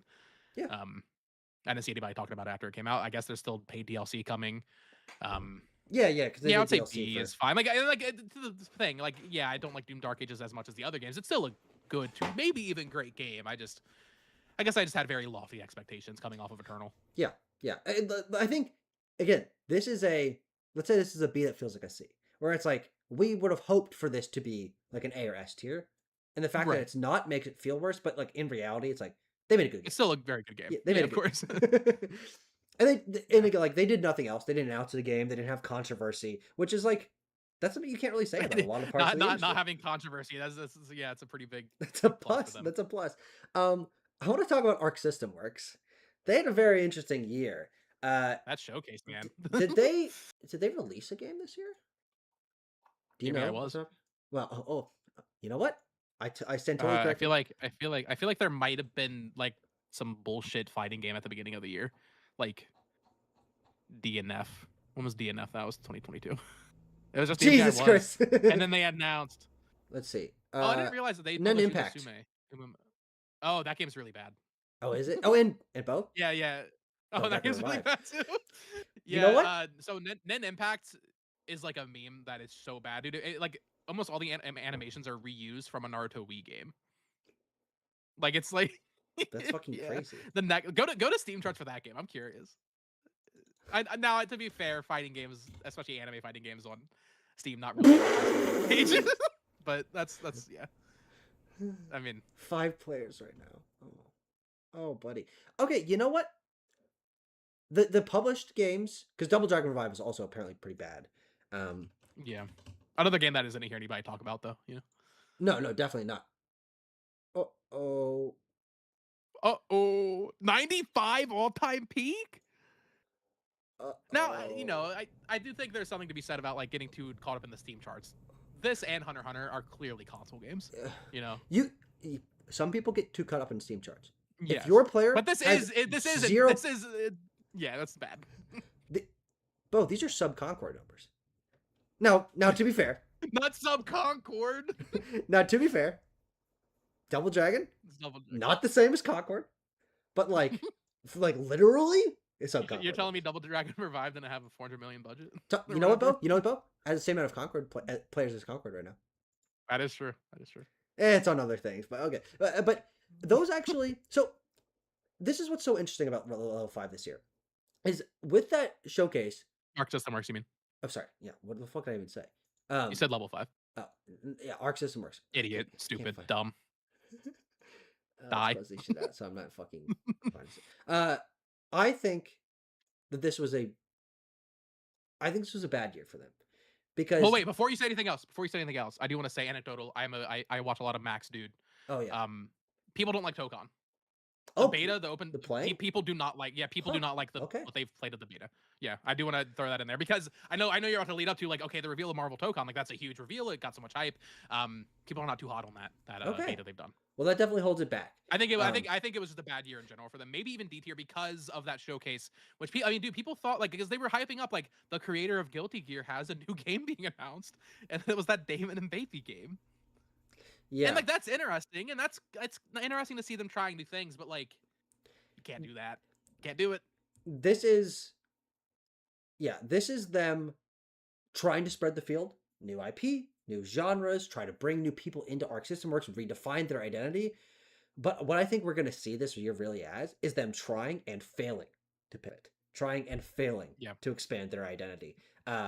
Dear Me I Was not good. It was like, it is what it is, but like no one loved that game. That being their major, like I guess they had Double Dragon and Impact, but like for that being like their own game, their only game that they did, like that's not. And they did Sugar Dungeons. That's not too great. And what the fuck is this? I have no idea what that is. River City. Yeah. So they're all. Wait, go back up. What does a normal year look like for ArcSys? Like normally, okay, you get a single fighting game. Right, and we didn't get one in 2024 or 2025, which is why I think people were expecting like a big one this year. Because you had Grand Blue Fantasy Versus into Guilty Gear. Is there a Uma Musume spinoff that came out last year I didn't know about? Party developed by Side Games. Well, Side Games is the normal Uma Musume team. I'm gonna have to look into this later. So that's very interesting. I think this was a bad year for them. I think their fan reception kind of weirdly tanked this year. It was more interesting for me. It's interesting. They're pivoting this year, trying different things. I'm like, that's interesting to me, but I'm not the kind of person they need to be speaking to. And so, like, I think in reality, I would say C on the high end. Yeah, C maybe even D. Yeah, like just maybe C just for the hype of Tokon, which to be fair, it's not out yet. Maybe they'll turn it around and people will love it when it releases. Yeah. And it is like Tokon's really fucking cool, and I think to players like us that aren't super into fighting games, I think it'll be well received. I think reviewers are really gonna like it, and I think like this is. Casual I don't know how much right. I'm not sure how into the weeds of the fighting game community you are, and you are on all of that stuff. But Fighters, Dragon Ball Fighters is considered like the biggest one that has ever existed, and Marvel Tokon, even Strive, like people fucking love Strive. Right, but I have a cousin, by the way, that posts Strive clips on her Instagram. I'm like, you're like fucking 18. Why are you playing Guilty Gear Strive? That's awesome. But to the point, Tokon is the first game since Fighters that has the potential to be as big as Fighters was. Sure. On like that casual side. So it could be, I mean, I think it will be huge. I guess we'll just have to wait and see how the competitive scene really takes to it. Yeah, but also I don't really care about that. I'm going to get a fucking awesome anime Marvel fighting game with Kamal Khan as one of the main characters. Like it's one of my anticipated games of next year. I don't know if I love the art style. I'm going to say it. I don't know if I love the art style. It's like the weird 3D models. I don't know if I like that as much. I'm a fan. Fighters looks better. Yeah, no, I agree with that. I think it's more consistent. Like I wish it just looked like Fighters or Guilty Gear. You know? Yeah, Fighters is one of those games that when I saw footage of that first time, I was like, no way. Like yeah, no, me too. I was like, I can't fucking an Xbox showcase. What the hell? Yeah, it was. Like so was Kakarot.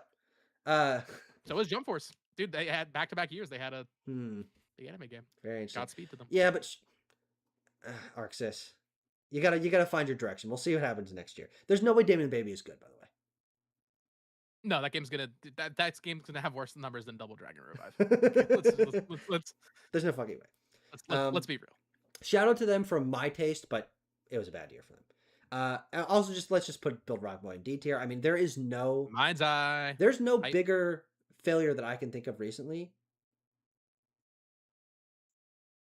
Concord, but Mind's Eye is like it's the polar opposite of Sandfall, where it's like we know Leslie Benzies is capable and has the history to make the biggest and best games, industry defining games that like take over conversation. He tanked his fucking legacy here. He will largely be remembered for producing the GTA series, and he should be, and that's an incredible thing that he But did. then Mind's Eye is gonna be But right there at the starting end. his own studio and having this game catastrophically fail on the scale that like very few games do, and also publicly embarrassing himself consistently throughout the year by like saying these ridiculous things of how actually the public reception, the bad sales are like me being sabotaged. Like that's Yeah, not what that I was think of. crazy. Like I could have maybe named Leslie Benzies, and I definitely knew GTA was big before this year. But like when I think of the No, you name didn't. Leslie Benzies, Tanner, Bo, I think Build Rocket Boy. I think him being kind of a jackass and like controlling on Yeah. this game that ultimately turned out really bad and firing a lot of people and the people working at the studio saying it's not a great place to work. Like you don't get much worse. Like Bungie had a Biggest, better year. biggest clown of the year. Like, I mean, that almost needs its own tier. Like, that's like I feel bad putting DBD4 there. You know, You know what? because Build a Rocket Boy, like, I they agree. had the worst year. Yeah, that needs to be its own Fuck. thing for sure. No, destroying it. I'll make it an F tier. Yeah, yeah. I think that's good. Make that purple. Yeah, or pink. No, yeah, we gotta make Yeah, it dark purple. that they. Is it Bruce? Yeah, that feels better. Yeah, like this doesn't happen very often. Like even when you like, I don't know, like I would have put. I mean, I Well, mean, you could have put. Firewalk, maybe. You could have put, yeah, you could have put Firewalk there, absolutely. But even or something like But Battle also Motherworld. the thing with Concord was actually decent. Yeah, That's the difference. this Mind's is Eye like a also is this is just like a a fucking garbage game. this is a, you know what this is? This is G for Gollum. But G for like Gollum, no. it's a Lord of Ring Gollum tier game. Yeah, Goddamn. Lord of Ring Gollum. That's my favorite moment of all I time. love saying that because it just makes me Lord of Ring happy. Gollum. Because like if just like if somebody knows what you mean when you say that, you know they're a real one. You know, Oh, it's 100%, like, oh, 100%. you understand. You understand. Oh my god. Um, I want to put Neobards, the dev team behind Silent Hill F. I want to put them in A. Good for them. Good for them. They actually hold on. What fucking games had they made before this? Neobards Entertainment. Uh, this is one of those ones where they just fucking sprung on the scene. Oh, Bo, Deluxe remaster. co Interesting. Whoa. remasters, co-development, remaster. Oh, you know what? What Actually, the fuck is Dynasty Warriors M? It's uh, an iOS game. yeah, it's a mobile They game. developed that. I gotta play it. I gotta play it. Oh god, Resident Evil Resistance, Reverse. Wow, good Bo, for them. Bo, That's a same big step director, up. same director as Wow. Reverse Silent Hill F. I'm sad we didn't play Reverse. Was it gone? Yeah, it's gone. Oh, it doesn't even have its own page. She's dead. She's dead, Jim. It's over. Uh, I'm pretty sure it's over. It must be. is it on Gaming Steam? Bolt stated that it was. Bo, if it's alive, We could It's- try. What? No, I don't trust that. I don't feel like that's. it's playable.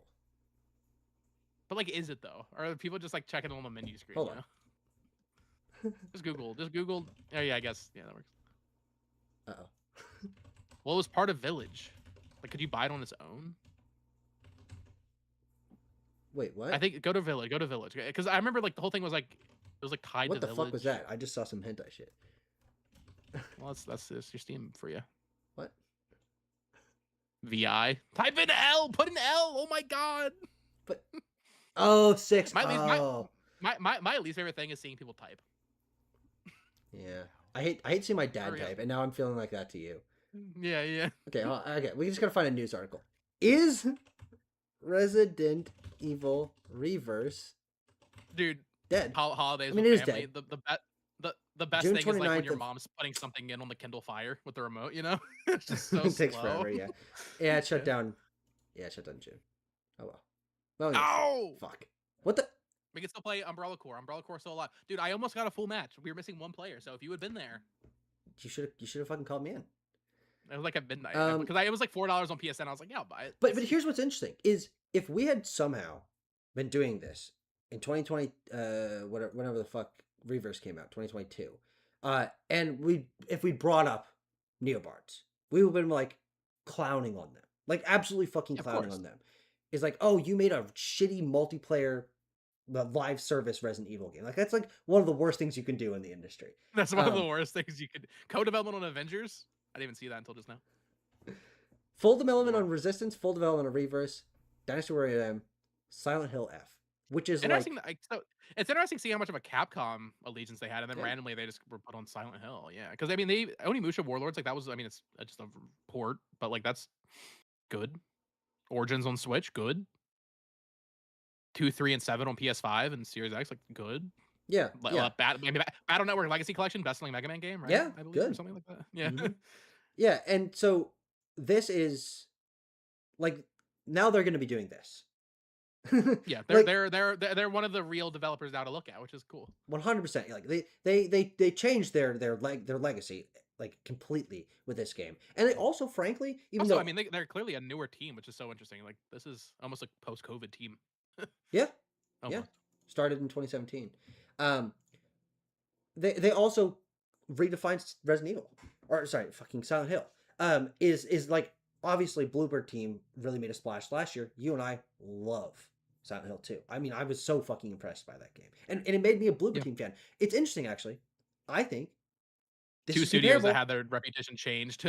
It's comparable to Bloober Team. What happened to Bloober Team last year is like now they're one to watch, and I'm excited for their work. And like, but also, this is even bigger. Like going from being a port studio, right? To like Silent Hill 2 is just a remake still. Yeah. So I mean, Chronos. Yeah, they did do Chronos. I've got to play that game. I've got to play that game. I really do think I would like it. I played like 30 minutes of it, and it was very cool. Yeah. I have them here. Yeah, we can Chronos, new IP, well received, new IP. Yeah, I think B+. Coming off of Silent Hill 2, Silent Hill 1 remake confirmed. Yep, and also B+. Nintendo game probably coming this year. What they had like a is that so? Is that one and the same with the Sonics game? You think, or is that the what game? Probably different. The Onyx. Oh no, I think it's the same thing. Yeah. Okay. Yeah, and also I think they started publishing games this year. They have like a publishing arm. With that, it's like I Hate This Place or something like that. I think that's coming this year. Yeah, I was doing some fucking sick, twisted fucking research. See, this is good little goody two shoes tier shit. But when I click on this, it's gonna not say Bloober Team on the side. It's gonna say something else, but that is actually Bloober Team. Yeah, Feardemic. Oh, yes. This is actually yeah. They wait. Yeah, I talked about because they published some stuff. Oh, they published like a really bad physical collection. Oh, really? At the end of October, and I was talking about it, and I was like, these look so bad. Oh, I didn't know they did this. I kept seeing this game at fucking PAX. Could you do me a favor? When is that Bloober Team countdown in? Like February 15th? Yeah, I think that's the exact day. Yeah. Let me see. That's a Sunday. That's kind of weird. Huh. Well, no. It's a Tuesday in Poland. I'm lying to you. I'm lying to you. Well, I mean, if it is the Nintendo game, I might line up nicely with a direct, potentially. On a Sunday? In that time, they're usually in like not on Sunday specifically, but like if it's mid-February. Sure. Oh yeah, maybe they tease it and then it's like fully revealed in a direct. I don't know. It would something like that. It would be in a direct Nintendo exclusive, I think. Yeah. Yeah, I mean Chronos was well. That might. I mean that's probably part of the reason that Chronos was there, and like that was one of the most unexpected ports last year on Switch too. It was like, whoa, okay, was that a good port? No one thought that was gonna happen.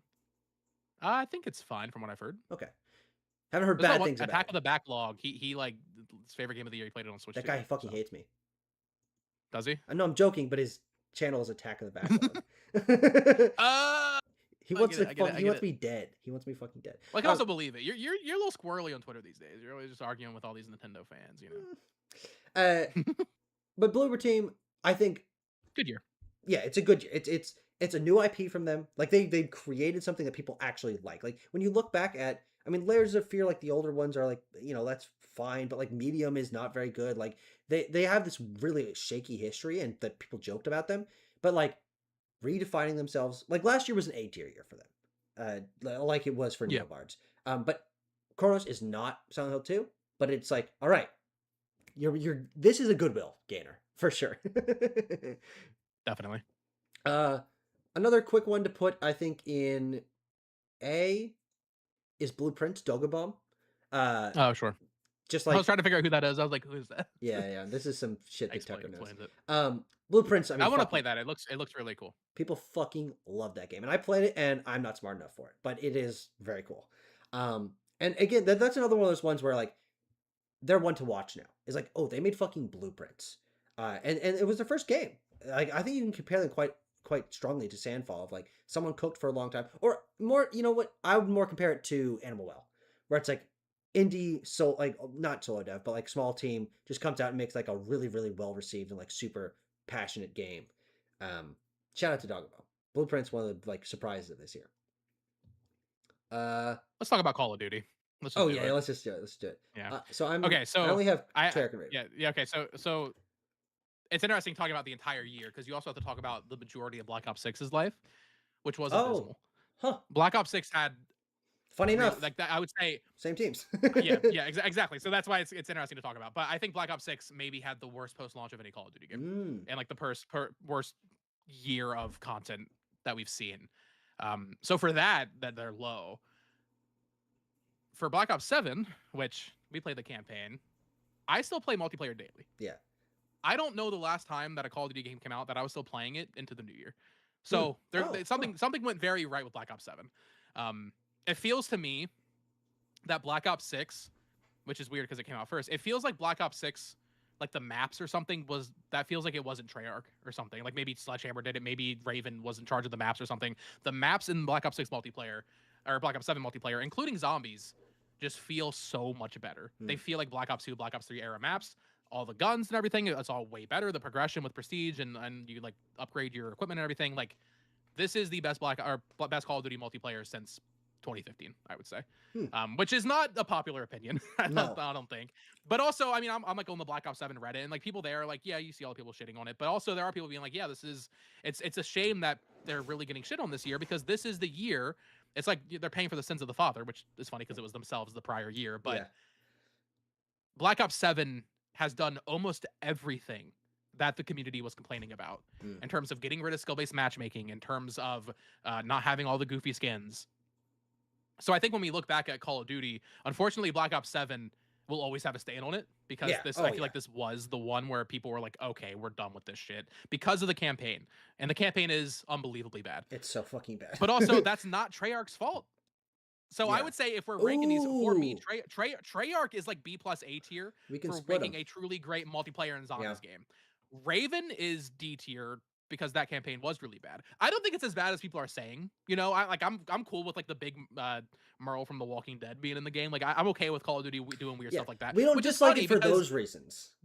right, it just was poorly structured and Yeah. it wasn't that fun.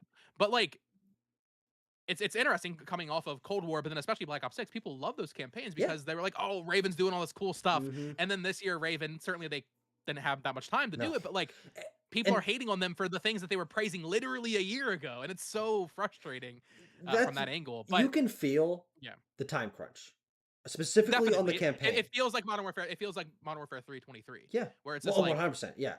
big open, they use the Warzone Avalon map and it's just all, you know, but also I don't play Call of Duty for the campaign. Yeah. And the multiplayer and zombies experience I've gotten this year has been incredible, frankly. The one As thing I a will Call say, of Duty fan since 2006. what I'll say about the campaign, it's bad. I mean, it's like comically stupid.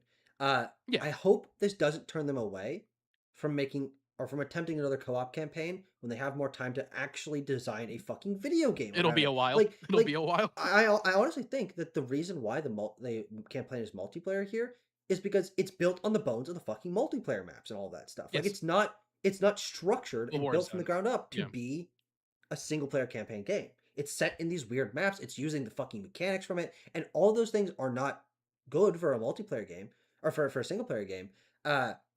But it also means that the multiplayer, it's a stain on like, oh, the multiplayer was bad, so never make a multiplayer game again or a campaign again.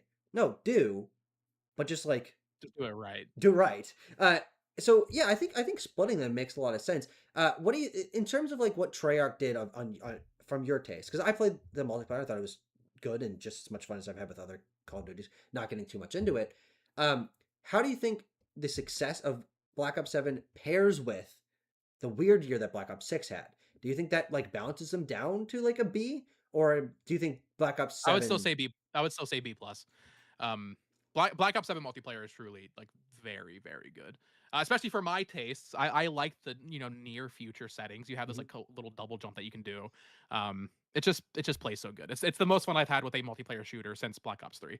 Um, which is unfortunate because no one's playing it because everybody, they saw the reaction to the campaign and they were like, okay, I'm writing this off. I'm not playing it this year. We're seeing these things kind of steady out now. Where we were talking before the stream started of like Battlefield's definitely falling off. I guess we can talk about them next, but Yeah, might as well. Black Ops 7 is awesome, and it's frustrating seeing the reaction to it for stuff like the campaign, which is valid. The campaign criticism is valid, but like Treyarch did so much right here, and I think because of how it's sold, clearly it's the worst selling Call of Duty game. We're going to see them revert a lot of these things people have been begging for so long. We're going to see them revert that with next year's game and go back to Sure. skill-based matchmaking and having these stupid Oh. crossover skins. And like I'm not looking forward to Modern Warfare 4. I think that game is going to suck because Hmm. of how the reaction to Black Ops Yeah. 7 has been, which is it's so frustrating as a Call of Duty fan who's been playing it every year. Yeah. No, it's interesting. Yeah, and I think it's interesting to talk about what these years stand as someone who's in the know as you are, from the fan base side that is so fickle and can like on Mhm. a different modes strike people differently. It's like the Update Pokemon fandom on steroids. Like there's well everything's like because sped they're up a live little service bit, you know? games. Yeah, because they're Right, live right. service Everything's games. like expedited. So like people will love one game for like 2 months, and then 3 months later they're like, "Oh, this is the worst game ever made." Yeah, You and know? I want to talk about that because I honestly do think that I like what you say about Black Ops 7, and I can certainly see that, and because I know your passion for it. But the reason, like Black Ops 7 is going to be like the stain on the Call of Duty community, like history. Yes, 100%. And I hate it. Is I hate people it so much fucking for that. hate this game to the point where we got like them like crawling on their hands and knees, like sorry, we're not going to do this again. We got a fucking Yeah, like post from them, be like, oopsie, lol. yeah, Um, and so that's true for that game. Specifically because of the launch and not like what you're saying, like they're supporting it well. The multiplayer is apparently pretty good. Uh, yeah. Opposite And we'll side, see how that goes in 2026. Maybe it seems like sure, season 2 is already loaded up to be a pretty great season. But we'll see if like the funding was cut for those later seasons in the year, and then Treyarch. Maybe next year we talk about yeah. them, and then it's pretty low because they fell off. Um, But on but the Dice, opposite side, Dice, it seems, again, we're talking about how fickle the community is. But talking from my perspective, and I would guess this will be sort of the legacy of Black Ops 6 is the one that saved the series. Is after 2042 catastrophic failure, Battlefield 1 very very divisive and not particularly popular, they brought it back and we were looking on Steam. It's not in the top 10, but it's in the oh no, sorry, it is now. Um it wasn't earlier. it's holding pretty well with a pretty big play. Like it's one of the biggest games on Steam still. You That's still a say pretty big drop. that oh no, totally. You say that the community is not particularly happy with it. I don't have a lot to say about that. So I can't in good faith argue that this is less than like a B plus or A because the amount of popularity this game had at launch and people saying that it was like reviving the franchise is like what I think probably what this game will be remembered for. It's Yeah, like I mean, they pulled off the Hail, impossible. Halo 2 fan bases, the hardcore FPS community will remember how this game has gone, and maybe they'll turn it around in 2026, and they give it They'll some be more meaningful supporting this game updates. for a while. Um, I know people hate RedSec. They're really Yeah, upset that yeah. RedSec even exists. Mhm. Um, so, but then there's also the side of the more casuals that are just playing it when it comes out, and they're probably already done playing it before it even mattered that it wasn't getting Sure, updates. sure. And they will remember that next time when Battlefield 7's coming out, like, oh, Battlefield 6 was so much fun at launch. Yeah, So yeah, yeah. yeah, you're totally right. And like after 2042 and 5, this was a good turnaround for Dice for Yeah. sure. Let's just hope they can kind of pick up the pace a little bit in 2026 with updates for this one. Yeah, yeah. I think again, this is one of those things where these all years aren't in themselves, but they're also in comparison to the last few years. And I think Yeah, that for the last almost 10 years since the release of Battlefield 1, Dice has kind the of best been like Battlefield a game.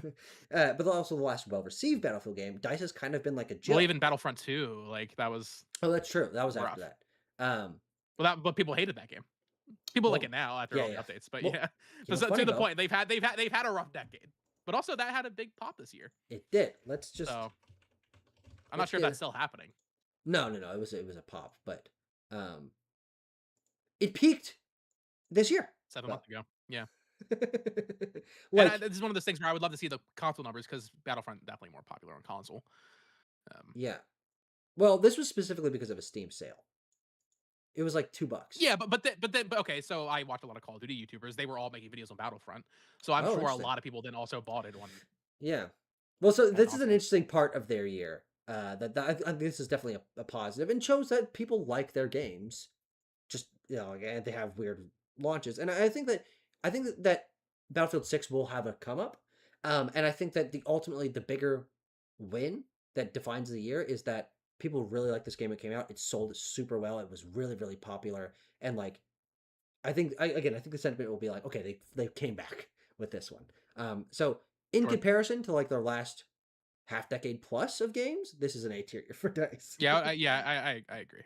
I agree. um, what about what about Shadows, Assassin's Creed Shadows? You played a little bit of the Switch version of this, right?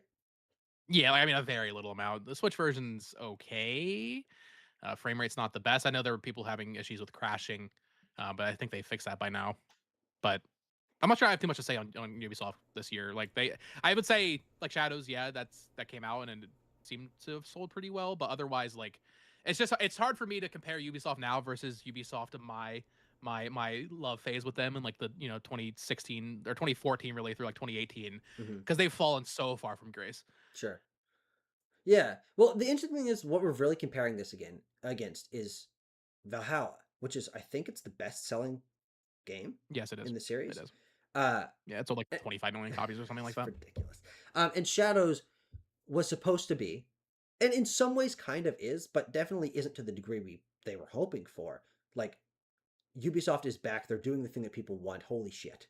Um, Yeah, Assassin's Creed in Japan. That was their trump card, dude. They were so saving that in their back pocket for so long. yeah, so I think that this is like you know decently well received game. Seems to be pretty good. I played it myself. Like it's probably like in reality a B plus year, but in comparison to what it should have been, I think the vibes are that it's Well, like you did it. it's interesting seeing all these studios laid out here because I mean we've said this for a couple now with PlayStation and Square Enix. Like it also feels like a kind of refocusing year for Oh, Ubisoft, totally. where Yeah. I mean a lot of the conversation with Yeah. Ubisoft, and certainly it's because we're Nintendo fans, but like wow, Star Wars Outlaws had a really great port Oh, and sure. some great updates, and It and then did. That's Assassin's for Creed sure. Shadows, Yeah. like it feels similar to how Square Enix was, where it's like okay, we're locking in, we're taking the time to do these things right. We're not getting a game like Skull and Bones release. Like we're just doing these things. What's the Siege X player count? Is Siege X big? Yeah. One second. That was this year. Let me just actually get Ubisoft here. Um, as God, different you're from so it's so specific. well, but like It's all Ubisoft. But people know what we're talking about. We're just yeah. talking about Ubisoft, the Quebec one. Hold on.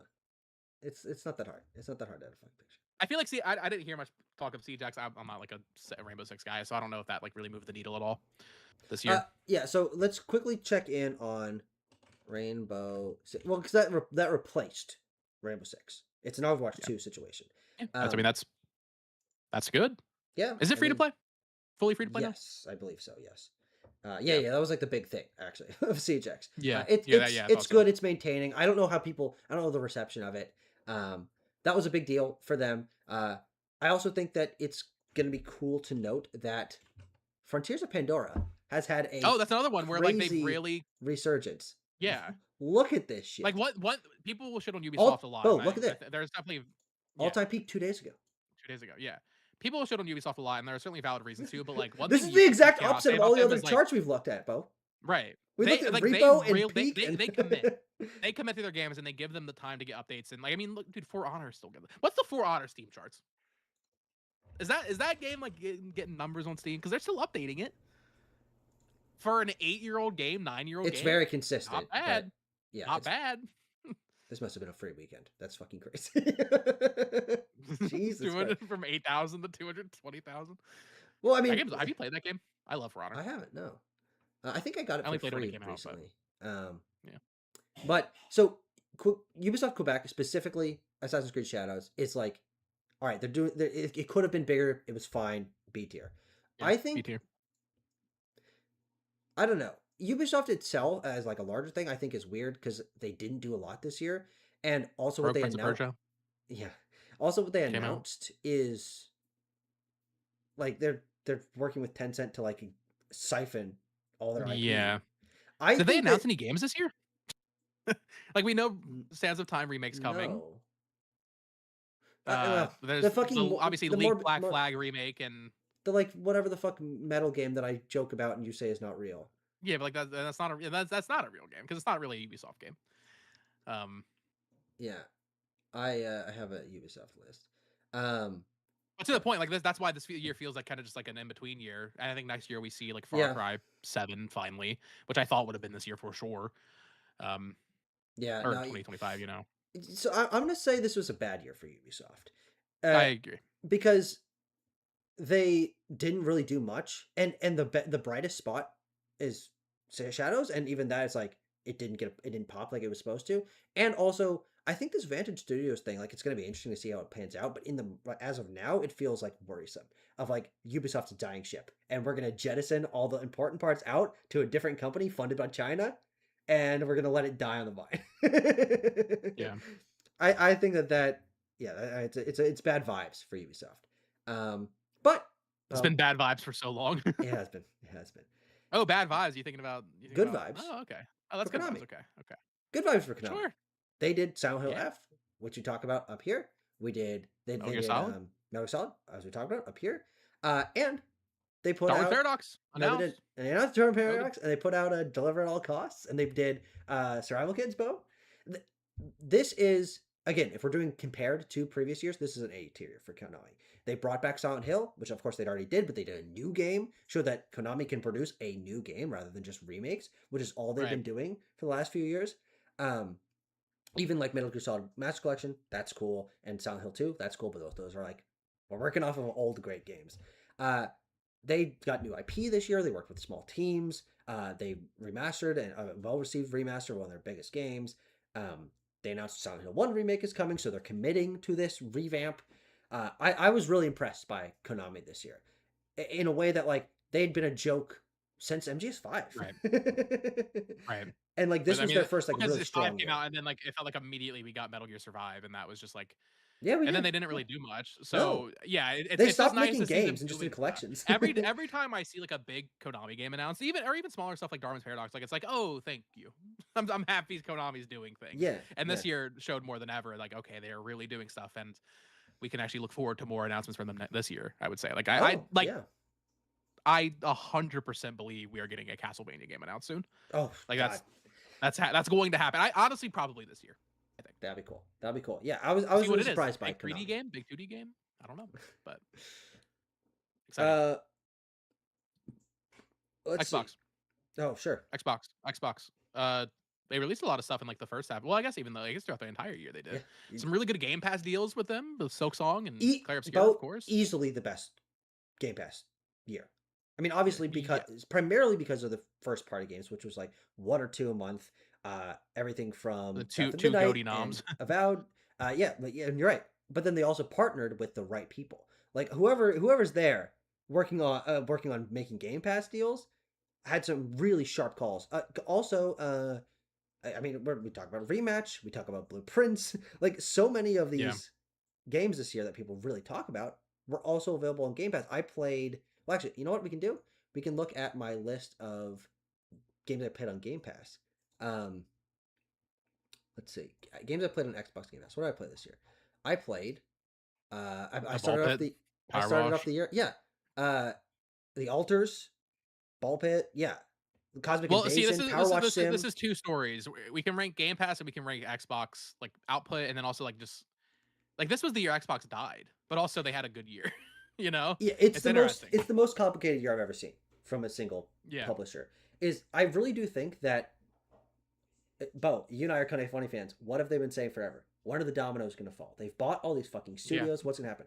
The dominoes flooded this year. but Arguably it's also too the many year that they games. exited the hardware business essentially. Yeah. Now here's the question: does that impact your perception of them if they're making games for if they are a third party publisher now? No, but you just have to talk about them in a different way. I mean, like Yeah, yeah, of course. and it's also weird. Like I'm still like getting used to like, okay, well actually all these Bethesda games are also Xbox games, Sure. you know, Yeah. or even like Tony Hawk. It's like, well, Call of Duty, but it was undeniably a good year for their output and Game Pass deals. But like, I don't know, it's It, weird. Talking about Xbox is so weird. it's very weird. And I also we have to mention another like massive stain, probably the biggest stain, like even more so than like Perfect Dark okay, cancellation and Everwild and closing and Everwild. and Yeah, Project Blackbird and closing the right. initiative. So Uh, like business side, I think it was an abysmal year for Xbox, but like output, like it actually was no, good. So it's but then like, like but because of that, the business side was also pretty good because like they fucking dominated on PlayStation, Bo. They like yeah, Indiana of Jones course, and Forza Forza. and Call of Duty, obviously, and Tony Hawk and Doom and Yeah, like and Outer Wilds. Like they put out so many games, and Indiana Jones and Fallout announced for Switch 2 for next year here's the thing. or for this year. I think if we're You talking close the about studio, you automatically like you go down quite a bit for me, or you shut down games like I that. think That I think you is got the to put worst thing them you could just do. straight in the middle because I think there's an argument Yeah, from a certain perspective, from a player perspective, that this was their best year maybe ever. Constant games, constant good games, and yeah, I agree. variety of series. Game Pass was easily the best it's ever been. the The best year you can say for Xbox a couple of years ago, or within the last 10 years, frankly, is like one game that people care about. This Yeah, year like 23 had they Hi-Fi Rush and consistently, Starfield. You know, yeah, exactly. Uh, or even like 21, which is Halo Infinite, Forza 5, Horizon 5, and Psychonauts 2. Like that's a good year. 3 games. That feels like that's a Sony level year of 3 games that people care about. But this year, I mean, it was a flood of games in all sorts of different genres. And so from like a what did Xbox put out? Yeah, of course it's because of all the acquisitions. It was one of the best years ever. But they closed studios, they canceled projects, all this controversy, AI stuff, that really bogs it down. And so it's like it's really things like bashing up against each other of like the highest Mhm. highs that they've had and the lowest lows. So like I can't really do anything but put Yeah, it straight in the I middle. think B. Yeah, I think that's right. Yeah, it's I mean it's fucking But crazy. also, if somebody wanted to put them in G tier, I'd be like, okay, that's fair. Yeah, You know, and do the same thing if like either way, if you're just a casual player and you only have an Xbox, or frankly if if you you have have a Game fucking Pass, like, PlayStation, yeah. you could put them in A or I mean, S. frankly, if you have a PlayStation, like they had a better year than if you're on Xbox because they also released That's true. Forza That's true. and CFD. Or no, CFDs was last year, but And yeah, Xbox also got Helldivers this year. that's true. That is true. That is true. Uh, I want to shout out quickly 11-Bit Studios. The Alters is fucking awesome, but I actually think you'd probably really like that game. It's just like such a unique sci-fi concept, a little bit of strategy, but it's Yeah, actiony enough to not feel like solely a strategy game. But I know you like strategy games. I would put this as A tier for them. Uh, they announced a Frostpunk game coming. They published Moonlighter 2. They published Death Howl, which people really have you seen Death Howl? That game's on fucking Game Pass. That game has like the craziest art I direction don't I've ever think seen. so. Death Howl. Um, it's this fucking pixel art game with Whoa, like look at this shit. interesting. It's Yeah. like Into the Breach, but like there's like this Mm, interesting like mm. sepia tone art style, pixel art, crazy animations. Um, I think Yeah, it looks cool. they did a lot of good shit this year, and I think the Alters is awesome, and really put them on the map for me. Like I played Frostpunk, I think it's fine, but like I'm like now really paying attention to 11-bit, and Moonlighter 2 is supposed to be really good as well. So all around good year for 11-bit. Also, I'm gonna say A or maybe even S tier for Yeah, people don't 10-bit. like Marvel Cosmic Invasion, right? It's I don't. It's fine. Right. Well, I've seen most people like I don't know. I feel like it's like a 7 out of 10 type game. But Ninja Gaiden Rage Bound, of course, Yeah, and awesome. there's other things. What the fuck are the other things? Were there other things? Yeah, yeah. They had like 4 You're games this lying. year. You're lying. Now you're Well, lying. they You're lying. announced You lied. Ultimate Bug War, Starship Troopers. Okay. Absalom, Bo. Oh, that's them. Yeah, that's a developed game actually. Oh, I Uh, did not know that. Well, Ragebound, Marvel Cosmic Invasion, Absalom. I mean, that's they usually don't have more than one game in a year, and so 3 games in a year. One 3, and that they're all either greatly received or decently received with Marvel. yeah, Yeah, and like announcement of games. Like I was really impressed by them this year, like keeping themselves in the conversation, and also this is their sure. first new IP. Um, and so like And yeah, people love it. I think this is an easy. Is that a beat 'em up? I don't think I've actually like seen It's a beat 'em up Absolum. roguelike. Mm. I don't know if I like that. I don't know if that's for me. Well, I've heard that that's like the most controversial thing is like sometimes that some people say it doesn't work, but very positive on Steam. Uh, Mm, fucking amazing art. yeah. It's like if Hades was a beat 'em up, so worse. But If Hades was worse, yeah. well, Speaking of let's that talk. Supergiant, I mean, So, well, certainly S tier potential, but I feel like I don't know. There's another one where this is gonna sound so stupid, but I feel like Hades 2 kind of came and went, and I think a big part of that is they shouldn't have taken the bag from Nintendo. I think that was a mistake. oh, I think that's a really interesting point. I think that was a pretty big mistake. I don't think they didn't need to do that. That was like you didn't need that. Well, okay, it's still very And I popular. think that right and of course it's very popular and like if we're talking about indie devs like yeah it's S tier of course it's S tier 82 game of the year nominated Yeah, game yeah. very It- sold to a lot of probably a people, million copies I better don't even than know Hades. Yeah, I would say it's better than right Hades. but I I feel think. like it's especially seeing the pop that Team Cherry had literally 2 weeks Yeah, yeah, yeah, before yeah, yeah. and knowing that I think not to the quite the same extent but I think it's pretty close Supergiant could have had a similar thing if it was on everything but Sure. also I guess early access might have hurt it like I that think having that's that also big true. moment as well Yeah, which I also think they didn't need to do and that was I mean they maybe, announced maybe not. Hades I 2 don't early know. access that kind of annoyed me Yeah. um What? Regardless, it got the game that they, whatever they did, right. got the game So, they made, which is maybe their best game. And yeah. so but I agree that it. You know what? This is like I was surprised by them. I was not surprised that Mm, Hades 2 was an excellent game that I really loved, and arguably a better game yeah. than Hades. But Yeah. it didn't have that like surprise or like redefining the industry. It's like I was they did great work this year. This is you did great fucking work here. Um, but another one that I is either high A or S is ad hoc. I Dispatch, need to man. play Dispatch. I know I'm gonna love it. I know I am. I It's just need to do it. so fucking good. And it's in my taste so much better than what Telltale had done. Because the Telltale style got I think it started stale and then didn't Oh, really evolve. yeah, Telltale games aren't I mean, I like The Walking Dead because I'm a Walking Dead fan, and Wolf Among Us was pretty good, but other than that, Because like, I tried playing Tales of the Borderlands because people love that one, and I was yeah. like, but I don't know about that. I don't know about this one, Chief. Well, see, because what they did is they realized that the like walking around talking to characters and like you pick up the wrench and like take it to the door. You don't need to do that shit. Like, just make it be fucking a superhero story. You don't have to be walking around doing nonsense. I mean, Dispatch is was like a massive surprise. Nobody thought that it was gonna blow up in the way that it did. It like they're No, definitely not. They just announced it sold, what, 3, 4 million copies? Something like that? yeah, and again they put themselves on the map. The next ad Mhm. hoc game or the reveal of a sequel, like potentially a TV show or a movie Season 2. series of Yeah. these characters that people love, the debate between Blonde Blazer and a Visigal, like all these memes that people are posting, they like got the right voice talent in there with Laura Bailey and you fucking you get Aaron Paul Aaron Paul. Yeah. from From Need for Breaking Speed. Bad. But even like Markiplier, or not fucking Markiplier, Jacksepticeye, Morse who, code, I want yeah. to be honest, yeah, Markiplier, Jacksepticeye gives an actually very good performance, like unironically, like straight Whoa. up. Like I really like he's what the fuck is the name of the character? It's a fucking little bruiser guy. I can't remember his name, but I was so surprised by Dispatch. They put their name on the map. Like people are gonna be paying attention to them. They announced that they're making a Critical Role game in their style. Like that's Oh, their yeah. next project, and that's gonna be huge. That's gonna be huge. So I think that's an S tier for me. One that I can't comment too much about, just to kind of get over with, is Firaxis. People weren't particularly happy with Yeah, people don't Civ like Civ 7. 7, I don't think, right? No. Um, Sold really well, though. yeah. Though from what I hear, that's kind of just how the Civ community works. Is they don't like the game when it comes Right, yeah, out. exactly, and then but by the time it gets all the updates and all the expansions, it's, like, the best game ever made. Yeah. But like we're in the year, and the community was Yeah. disappointed with it, and so like it's funny, actually. I bought it for my brother because we were playing Civ a bunch last year, and I don't think he ever lost it.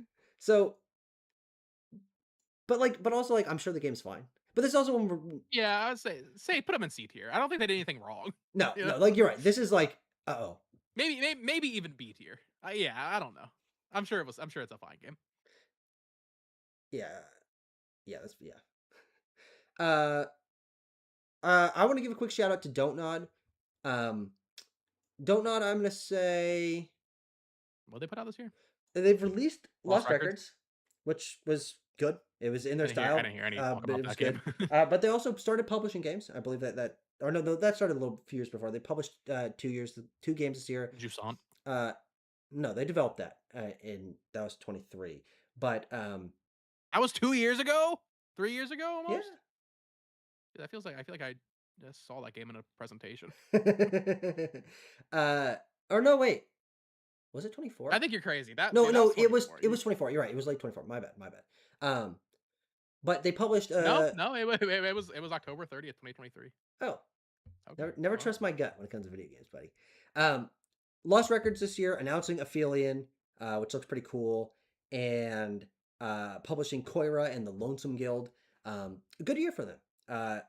They're seems like they're trying to like sort of refocus, but good output. Unlike like I might complain about Square Enix or something, but like good output this year. But it did also nothing super special. So I think B is like all right, they made a fucking another Life is Strange. Like this is Yeah, right down the alley. Uh oh, Sucker Punch. What do can't you speak too much on them, but I mean, well, there's like some weird drama with Sucker Punch this year with like the their firing? employees and Yeah, like yeah, like Charlie Kirk. Sucker Punch always coming back to Charlie Kirk. I think B But plus. they released a great game certainly. Yeah, they So did. I wonder if that holds them back though.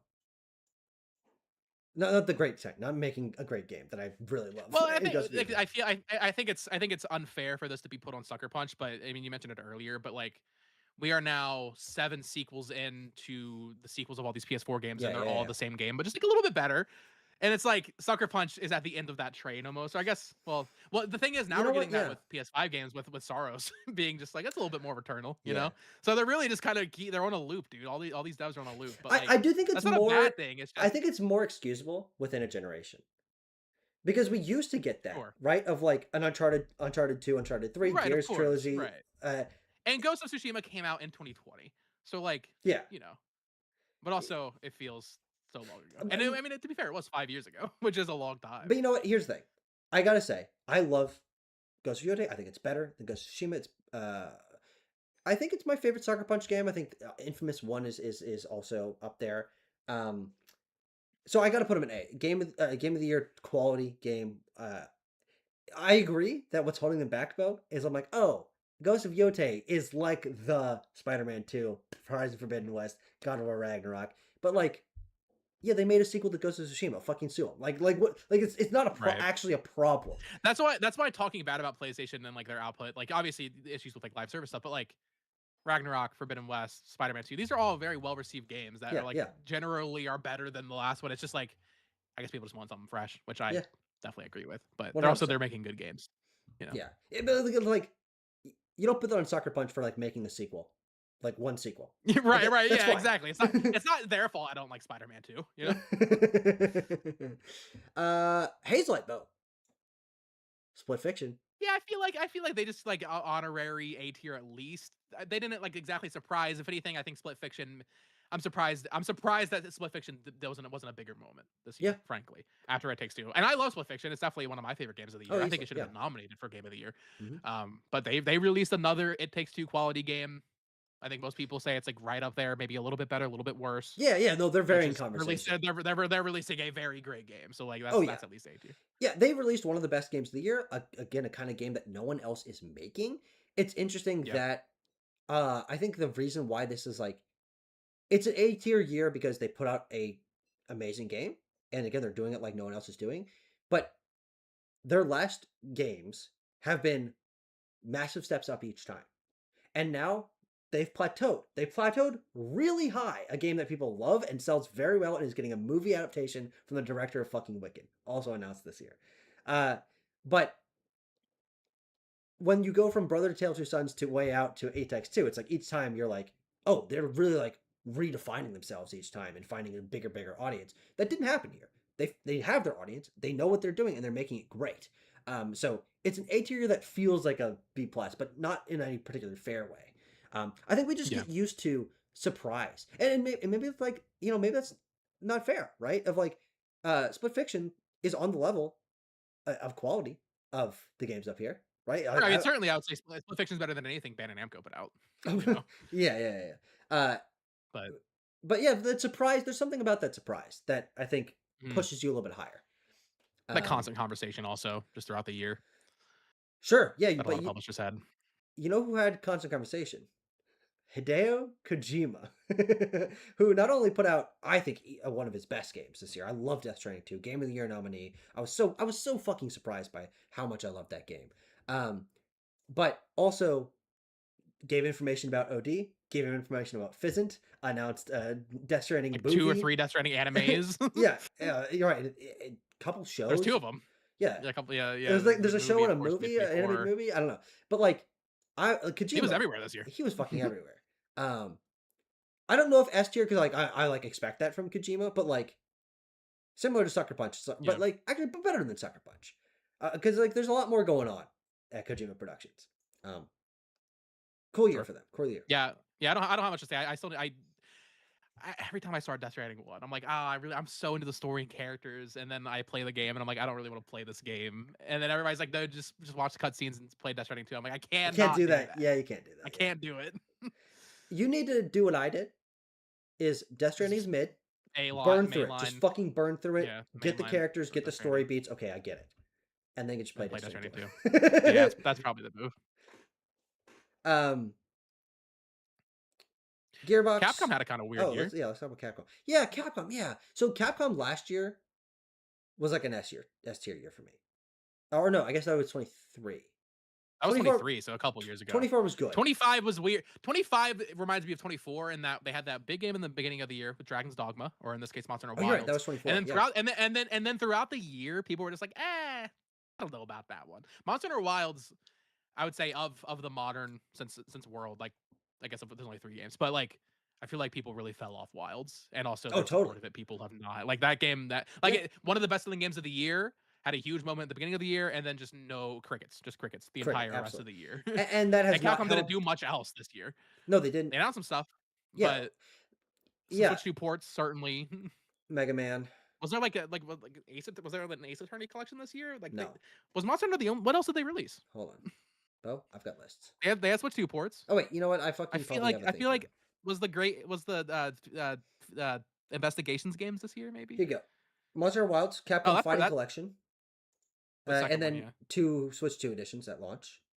I would say for Capcom this is a pretty bad year. This is a bad year for them. But the reveals with Requiem, and of Oh, course coming off of such a big reveal at 2023 with what's a fucking Mega Man game called? Onimusha, Dual Override, Dual Override, yeah. and then seeing more Pragmata, like I mean, Oh, we yeah, already said it actually earlier, seeing and I'm saying Pragmata. it like Yeah, this, that was. this is like 2026 is the year of Capcom.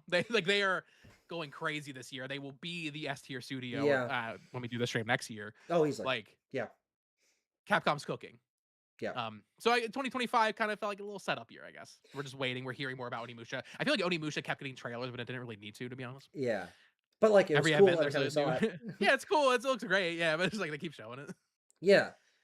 But also then again, revealing Monster Hunter Stories 3, Resident Evil Requiem, and Mega Man Star Force is fine, but Dual Override, bringing back Mega Man, So like really, mostly Requiem and Dual Override.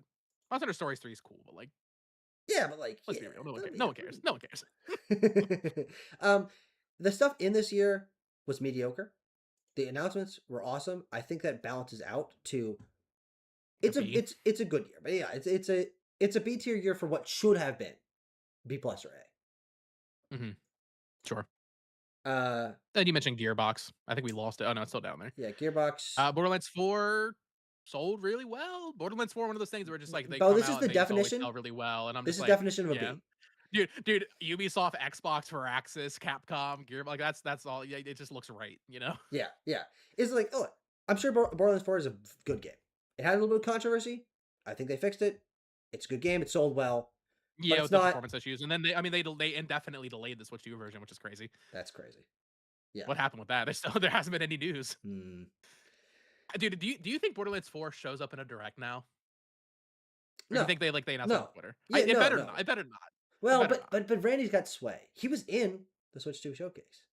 He was. He was, wasn't he? But yeah, I feel like this could have been a moment, but it really wasn't for Borderlands. But I think the technical issues really held it back. Hmm. Which so it could have been like well received. Instead, it's like No, yeah, it's a good game, but it had some issues. That's a Gearbox game, baby. uh, Bethesda overall, this is combining what happened with id and what happened with Virtuous. Um, I think the lack thereof updates for Starfield is bad because oh they sure, literally said there would be. I mean, they said like the big Starfield update was gonna come out this year, and then they just never said yeah, anything. That's pretty bad. Obviously, they're saving that up, and they're gonna do the big PS5 launch, probably Switch 2 launch, and then yeah, easily. Starfield might really have a great story this year. I think Um, so. but yeah, another one where I think it's just like whatever, it's fine. Yeah, yeah. Oblivion, big moment with They that. released two games.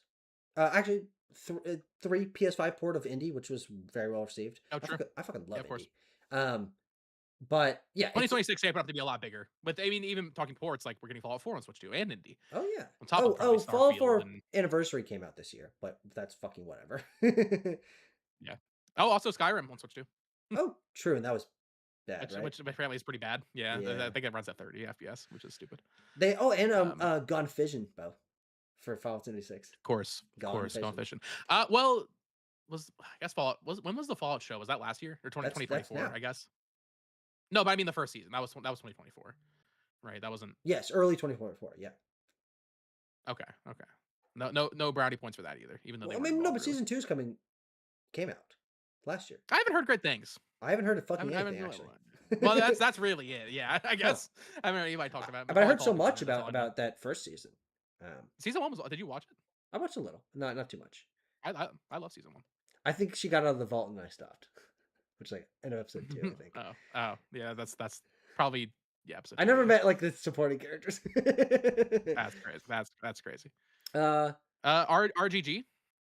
yeah. Oh I think yeah. they also had like a B tier year. Wow, this 2025 really feels like a setup year for a lot of studios. Like I feel like we're setting up for Stranger Than Heaven, Virtua Fighter.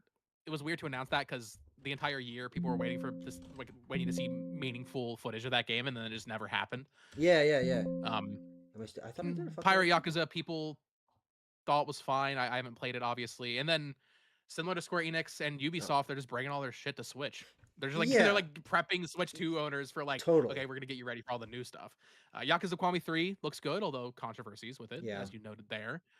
Um, yeah. and So even the ports, like there's controversy with the ports of how they it's delisted true. Yakuza 0, and um, Is there any so controversy with I think Kiwami?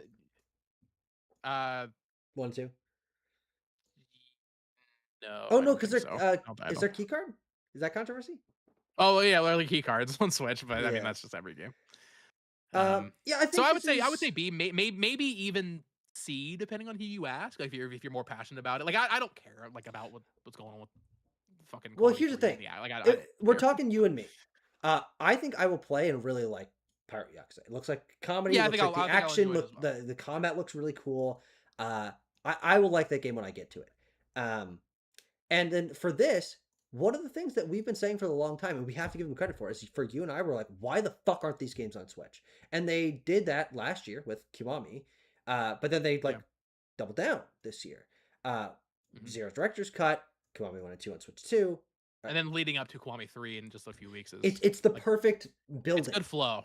Yeah. Yeah, they're building up. And like that's actually kind of big for me. Is like, okay, they're actually Mhm. on fucking Switch. Like, yeah, this is a port year, but like it's a really important port year because once people get into Yakuza on Nintendo, it's fucking over.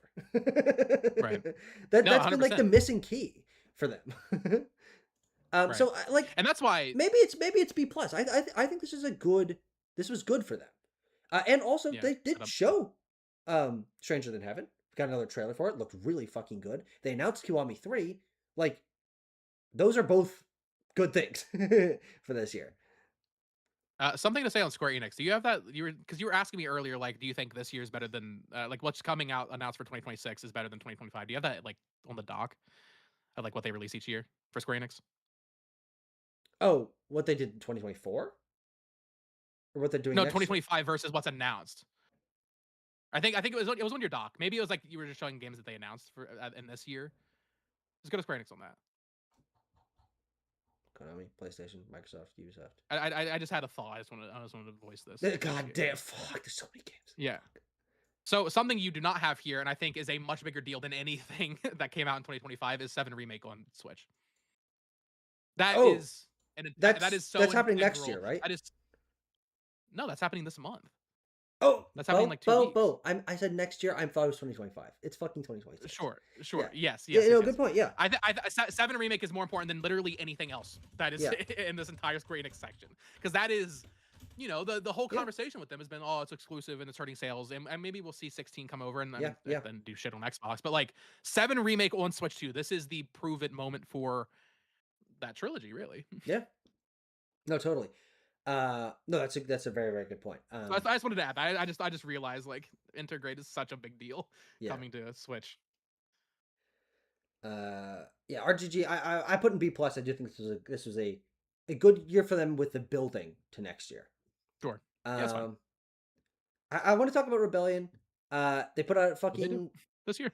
they put out Sniper two Elite games: Resistance. Sniper Elite Resistance and Adamfall. Bro, they made a fucking new Oh, IP. Adamfall, sure. And Adamfall, Yeah. cool fucking game. Cool fucking game. I can't put Yeah, it did them. look cool. I can't put them much higher than B plus. I don't think I would have ever put Rebellion higher than a B ever in history until this year. And it's Mhm. because Adamfall is a new IP and it's something different for them. Have you And I ever thought it played was. Sniper Elite? I did try whatever one was I on like PS Sniper Plus. Elite. I It's like didn't. junk food almost, but I didn't I get kind of it. like it. You know what I didn't like was the fact that you also had to like run around and like do shit. I thought Mhm. I was just gonna be like sniping. It's not just Sure. sniping. I was like Yeah. breaking into a It's like Nazi an actual base, and video game. I'm like, no, I don't want to. I don't want to do I just want that. to snipe. Yeah, yeah, that's I fair. haven't played Resistance. I don't know how I'd feel about the game, but Adamfall is very cool. And again, new IP, uh, different kind of pillar for them, which I hope they continue. Uh, Annapurna, I think, had an A tier year. I was so fucking happy with they put so many fucking games this year. Do I have it on here anywhere? I don't think I do. But I loved Wheel World. I really liked To a T. I really liked Skin Deep. I really liked Lustful Photography Sim. Morsels came out. A Bounty Star came out. Like they just boom, boom, boom, boom, boom. Put out a ton of games this year. Um, Easily their busiest year that I can think of. So I was super happy with what Annapurna did. Oh well, you know what? Lego Voyagers was like not that good, but Yeah, that game wasn't no, great. it wasn't. Cute. But otherwise, very good year, busy year, diverse year. Exactly what I want to see out of a publisher. And also, actually, Kepler, that's an S tier year Well, for Kepler yeah, I mean, just inherently by association. by association, but also Sandfall brought them up 100%. It was the crown jewel of their year. But also, again, rematch, decently big deal when it released. Uh, Bionic Bay was earlier this year. I don't know much about that game. Who But published Hell also, Is Us? Is that Kepler? no, that's Who did Hell Is Us? Hell is Us. It stopped 1 second. I can get it. Is Nacon. Oh, Nikon, that's it. Yeah, yeah, Yeah. yeah. Yeah, yeah. Eh, but and I believe the developer is Teon for Hell is Aeon and Us. Nikon. Yeah.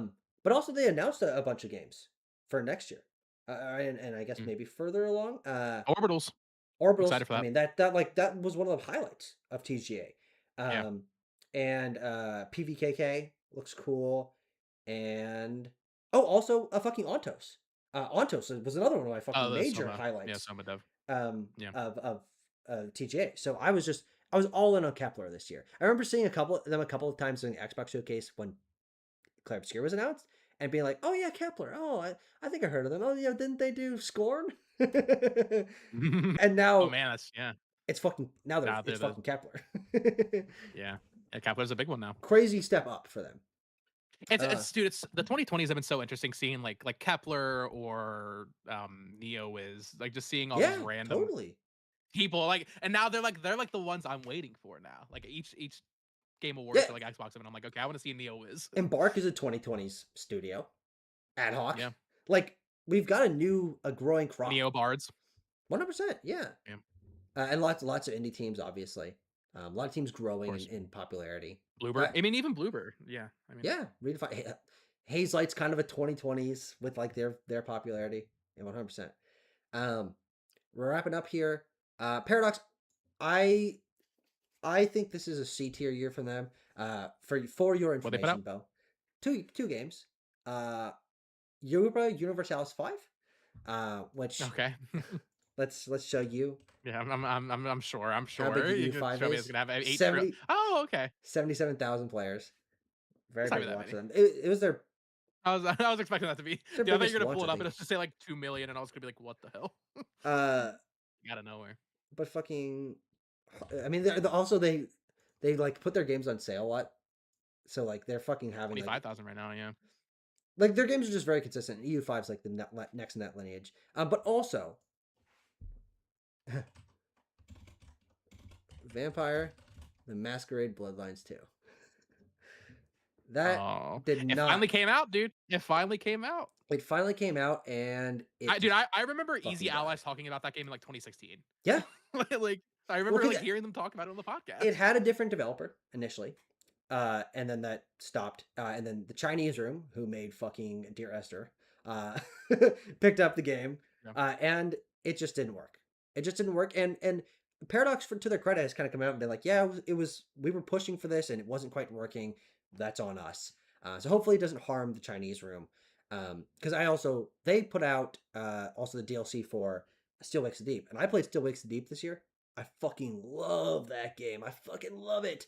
So Chinese room is innocent in this scenario, but also they put out a mid game.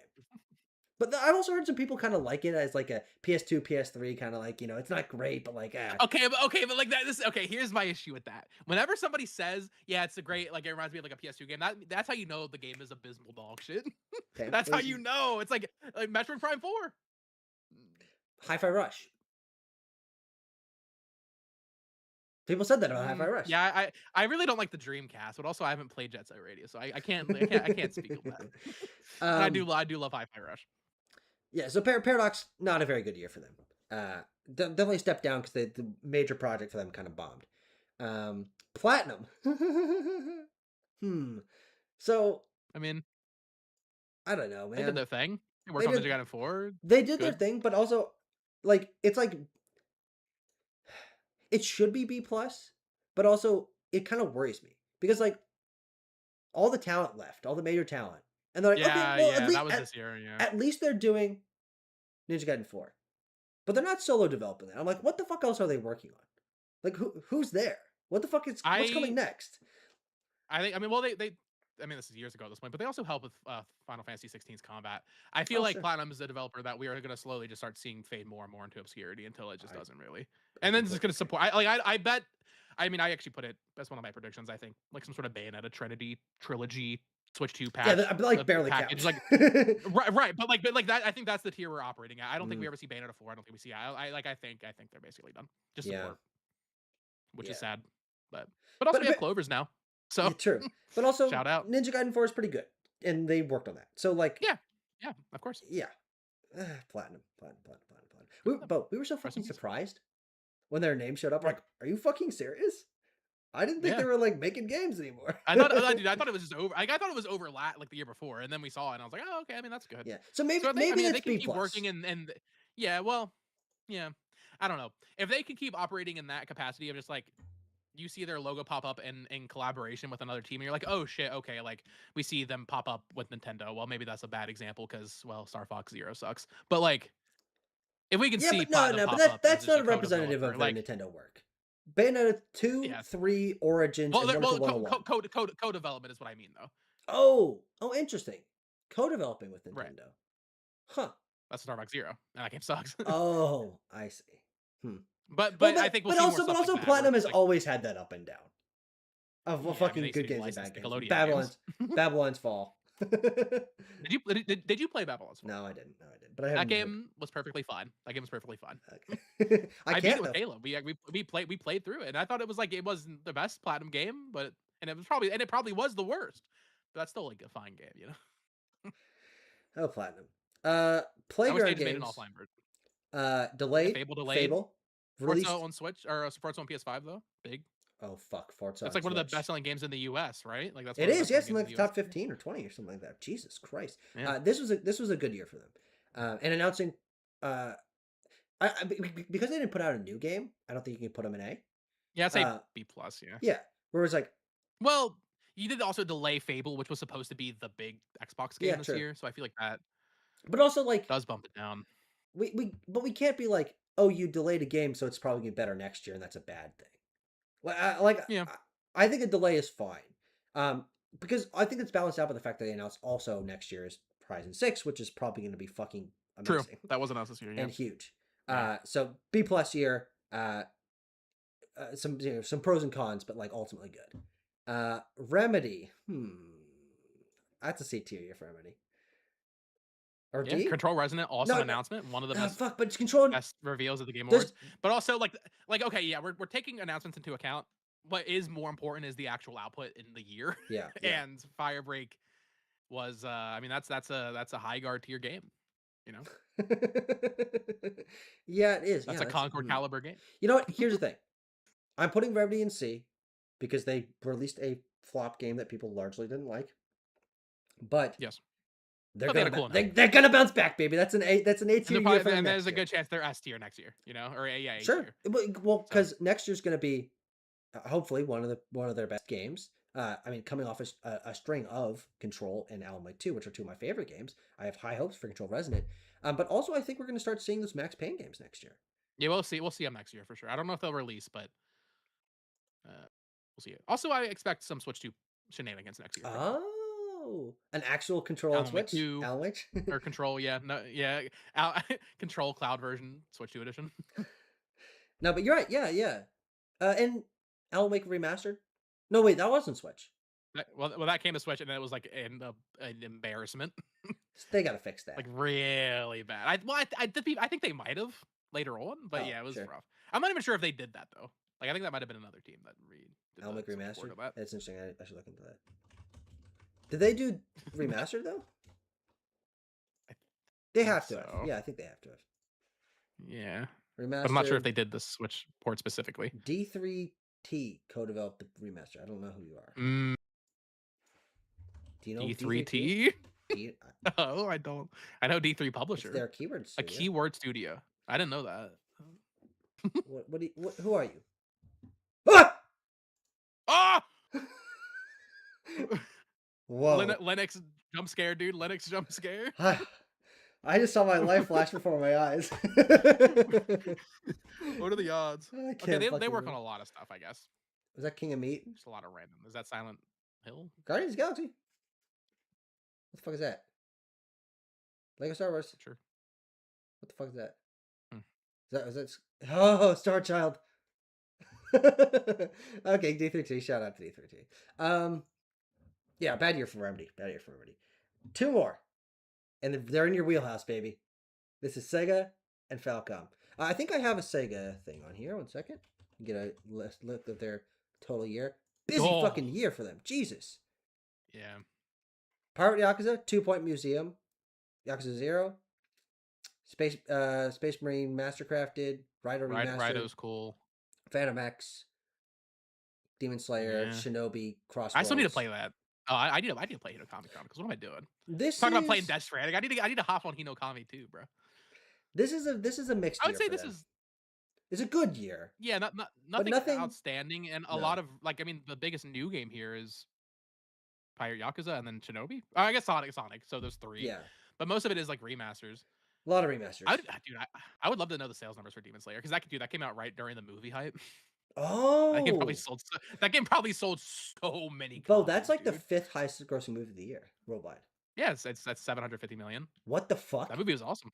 Yeah. That's so fucking crazy. That made me happy, dude. And they announced Yakuza Kiwami 3, Persona 4 Revival. Persona 4 Revival definitely docked some points from them. That was rough.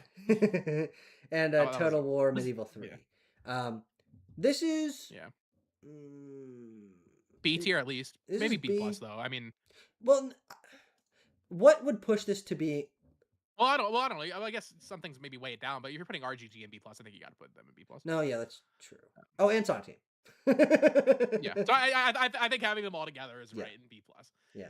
Atlas, I would say, if anything, I mean, Rido's solid, but like they didn't really do much this year, so that's maybe kind of disappointing, especially coming off of last year, where I'm pretty sure we put Sega in S tier and Atlas in S tier when we did the tier list last time, because Atlas fucking cooked in 2024. Yeah, yeah, God, yeah. Yeah, and RGG fucking went sicko mode in 2024. Right.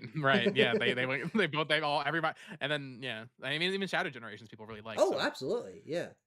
Yeah, but that feels right for Sega. I'd say B plus, yeah. That's Yeah, good. I'm curious what kind of other ancillary stuff they're gonna do next year. Like, what kind of Sonic game will come out? If RGG puts out uh the other games that I aren't think Walking I mean at Episode. least one of them. At least Stranger Than Heaven, I feel like. Ooh. And then you probably also get I would hope maybe one, maybe even two of those revival games. Oh yeah, yeah, of course. Persona Yeah, I'm 4 surprised we didn't as see any of well. that at Yeah, that was Game weird. Awards. But also, I mean, it's good that they're letting them cook. Like, I mean, Shinobi, I didn't finish it, but that was one of the Yeah. bigger surprises of the year. Of like, whoa, this is actually like a Wait, really good Shinobi game. was that the first one of those to come out? Yes, yes. Yeah. I There's mean, Sony on Crazy Taxi and Jet Set Radio and Golden Golden Axe. Axe. Yeah. Yeah.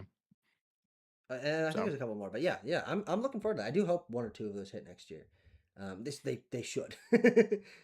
yeah. uh, They also might have a Megaton announcement with Persona 6 this year, so that should be pretty good. oh, true. Wait, when do you think that's gonna be? I think there's a good chance Persona 6 is announced this year. No, no, That's when the though? anniversary. Oh, when? Probably at an Xbox event, right? That's where they've been doing all the Oh, that's very interesting. What if that's yeah. at the end of Every the Persona game has been in the developer underscore direct? No, that wouldn't happen. No, I mean the only thing that makes me feel like Persona 6 might not happen is Revival being announced. Like I feel like that needs to come out first Oh, almost. oh, And yeah, also that game seems early, so it was weird that they announced yeah. We it. just didn't see very much of it. Yeah, But who knows? Very yeah. interesting. Like I mean, dude, if you told me Persona 4 Revivals 2027, I mean I'd be like, yeah, that sounds right. Fuck, So which means maybe we don't see 6 this year. So that means 6 is 2028? Oh god. oh, 12 years between games? Technically 13? Fuck. Yeah. We'll Fuck. see. I could see it going either way this year. But Persona 4 Revival does kind of throw a wrench into things, doesn't it? Yeah. Falcon Bow. First year being a Falcom fan. Trails in the Sky first chapter. I mean, even from what I see of Falcom fans, people say it's one of their best games. Yeah, I've heard nothing but good things. So that's very high. It's certainly the most Some I've ever been questionable. interested in a Falcon game, and I want to play it eventually. Yes, and I loved it. It was one of my favorite games of the year for sure. But also it's and this kind of has me excited for this year because they announced Trails in the Sky second chapter. People say that like content wise, like the story and like the characters of Trails in the Sky first chapter is one of the weakest games. So the fact that they were able to take that and turn it into this Oh, fantastic huh. remake that had me so invested, like yeah, like it's not like Oh, right, like Trails in the Sky second chapter. That's the one people say is like this is like top 3 Trails huh. games or whatever. So I'm extremely excited for that this year. Yeah, and Especially Proud with like Nordics. dude, yeah. Well, and see that's the thing though. Proud Nordics, I think if anything, kind of bumps them down a little bit Hmm. because they just released East 10, and then like 2 weeks after that they announced Proud Nordics, and it's like what the fuck. Yeah. I really don't like that. You can sell a DLC, that's fine, but doing the Persona 5 Royal thing, like you're not Atlas, and even Atlas shouldn't be doing that shit. Well, they talked about that, right? Recently, Atlas was like, "Okay, we're not going to do that anymore." Pretty sure. I believe so, yeah, because people were expecting some sort of Fantasio Royal, but of course we're getting Trails Beyond the Horizon localized right now, so we're gonna be caught up finally, which is good. So I mean, this Trails Beyond the Horizon that's coming out in like 2 weeks. That'll be Oh, that's I right. think that should be Yeah. that should be the it's already out in Japan for 2 years Yeah, now. yeah. That should be the last game that isn't localized worldwide day and date, Oh, which that's is so good. So nice. That's so nice. Falcom moving forward should be. I think that'll help them kind of Hmm. get a lot more traction in the West. But they also had a lot of weird smaller stuff. East Memoir, Oath and Felgana got localized, but it wasn't Oh yeah, released this year. and East versus Trails. That was cool. And of course East versus Trails, which Falcom didn't seem to have much involvement in, which is I mean No, it's yeah, yeah. another Actually, I was PSP looking game. at that the other day. Uh, is there one for specifically? No, like I doubt it. It's the they didn't it's even yeah publish it. refint. Yeah, yeah, What yeah, the fuck is up exactly. with that? Yeah, so that's weird. Why don't you But publish I mean, your fucking video game? well, I mean, Falcom doesn't self-publish, at least not in the West anyway. Like Oh, that's true. NIS That's America handles the new yeah, stuff, yeah, and then Gung Ho is doing these yeah. remakes. For some reason. Um, so I'm excited going into this upcoming year, but I would say 2025 they were solid, if not probably better than average for them, Oh if well, anything, yeah. Trails in the Sky just first because chapter of is Trails the in the Sky. most. Honest to God, it's the most I've ever heard people just talk about one of these games. Is that it's Yeah, a and I remake. mean It's a good entry it's one of point. the best reviewed games of the year. The problem with all these things is like there's It's not good. it's the entry point. Yeah, it's like the one entry point in fucking It's years. frankly like you know NIS America when they're marketing Trails in the Reverie, they'll be like, oh, you can play with Trails in the Reverie, dude. Trails in the Reverie is like it's like end game. You can't just start with end game. Oh, I see. Yeah, in terms You of got to story, build yeah, up. yeah. Yeah. So I would They'll say try this to is an like eight. make there's all these different arcs, but yeah. Oh, eight. Okay, yeah, sure. I mean, I'm not opposed to that. Yeah, because like they stepped up their game this year. It's like, all right, entry point, great game. Everyone's happy with it. Next game is coming next year. Like that Mhm. momentum can't be understated in terms of people be like, oh, maybe I'll try. Maybe I'll get into this. It's an onboarding point, which I think people kind of underplay of like, ugh, all these remakes and stuff. It's like, well, number one, yeah, like this game wasn't particularly accessible beforehand, but like you got to get people an in to be engaged with your stuff. Right. And That's now I what am. that's what You happened with know. Yakuza Zero. That's what happened with Yakuza Mm. Like a Dragon. That's what happened with Fire Emblem Awakening. It's like, yeah, long running series, great. You can't just have hardcore fans. Like people are, oh, the Atlas was saying the other day of like, oh, we're gonna like try to make our games more appealing to other like broader fan base. That's not a bad thing necessarily. Uh, like that's true about Persona 5. That was their biggest game. That was more appealing to a broader group of people. And people fucking love Persona 5. So don't doom and gloom. Fucking people love Chosen Sky first chapter. Like this is not necessarily a bad Yeah. thing. I will say one slightly negative thing for Trails in the Sky. It seems to have not like sold as well as people thought it would. Oh really? I think a big part of that might be that it did not release on PS4 in Japan. Where if you, I think like I saw I was looking at like Oh. the Famitsu weekly Huh. charts, like Why the fuck not? Legends or Trails through Daybreak 2, I guess would have been the last one on PS4, I want to say. And that like in Japan, even in 2021 or whatever, was still like doing really good numbers. Mhm. Whereas PS5 not even really a thing in Japan. So Oh like really? the Falcom fans are on PlayStation. So I think not putting that on PS4 was a big mistake for the sales of that game. Because by all accounts, Trails in the Sky first chapter, and I'm sure it will over time, it should be the best selling game by far, Hmm. and it wasn't. So Interesting. Yeah. Well, that covers everything. I took some notes here on NetEase, Tencent, and Krafton. Inzoi and I Dinkum. mean, 10 cent with Dune Awakening, and Yeah, that's pretty cool for two-XKO the early Necrodancer. access. Well, yeah, that's fine. Dying Dinkum. Light the Beast. Vantage Studios for Tencent. Light of Marvel Martyrdom. Mystic Mayhem. You're making up games. Uh, don't shoot the messenger. Where Winds Meet. Wait, what the fuck? Did that game crash? It must have. I got a Where Winds Meet fucking ad on YouTube the other day. 41 No, players, I mean, 41,000 players still right now. Jesus Christ. Oh, this is a weird. So this 24 is hour weird. So peak, Olivia doesn't play 90K. games, but she was talking to me about like wanting to play Where Winds Meet. So I What bet the this game has like crazy TikTok marketing or Really? something. Yeah, very very interesting. That's actually a really good hold. I'm gonna be completely honest with you. Yeah, that's great. That's fucking Good for them. crazy. Um, That game looks cool, so I don't but have their I don't logos, have but I don't have time to play Where Winds Meet. What are we talking no. about? It's like a fucking 100-hour game. No, of course I'm not. Like, that's why I'm just like it'd be cool, but Uh, but also NetEase closed a bunch of their fucking studios. I don't even remember that. But like, every few mhm. weeks they're just like, yeah, sorry, we're And they not giving you announced money. Gang of Dragon. Oh, that's true. Is that NetEase? No, yeah, Is that you're NetEase? right. Yeah. Big And deal. Sea of Redmond and Blood Message. Have you seen the Blood Message trailer? That game looks fucking crazy. I don't think so.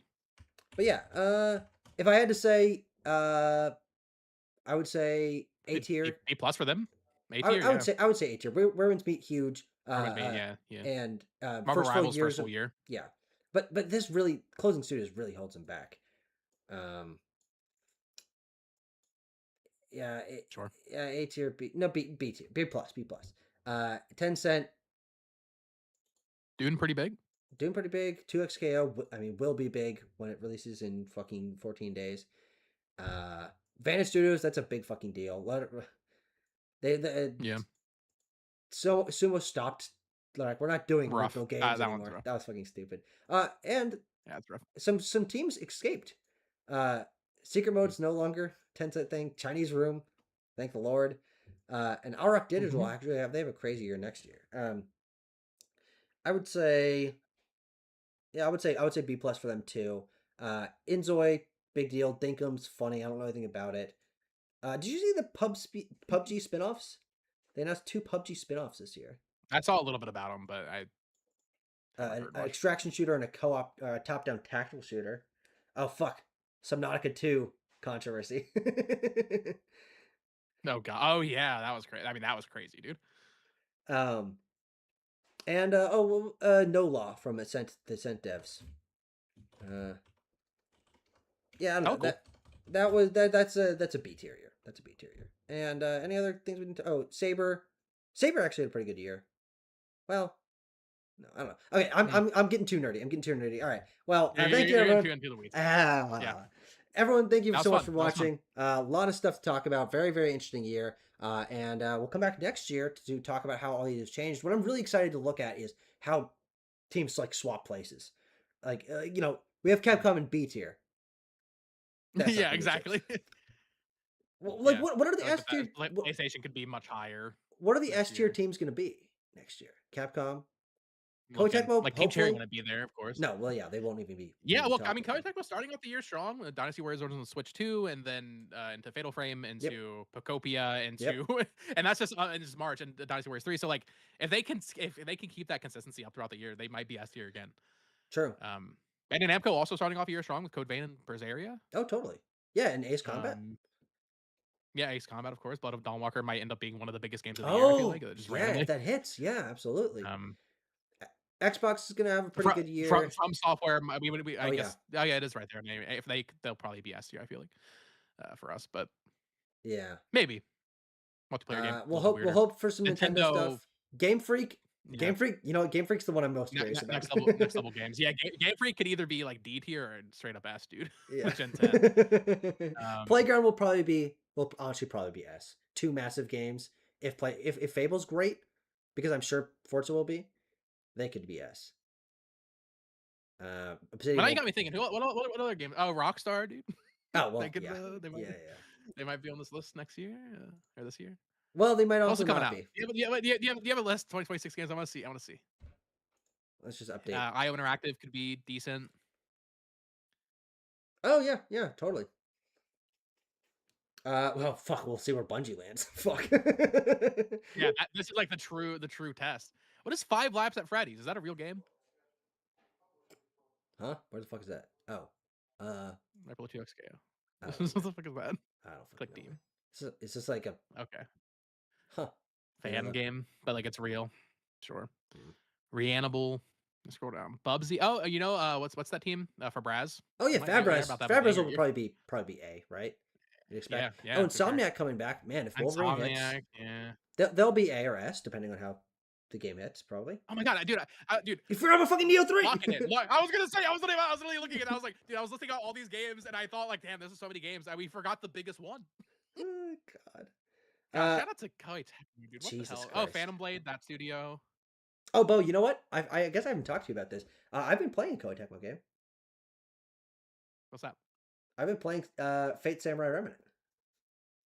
Oh, really? That's an Yeah, interesting one. I've heard good things about I'm the like game. 5 hours into that game. What It's is that like Warriors esque? yeah, it's a Warriors game. Yeah, but Okay.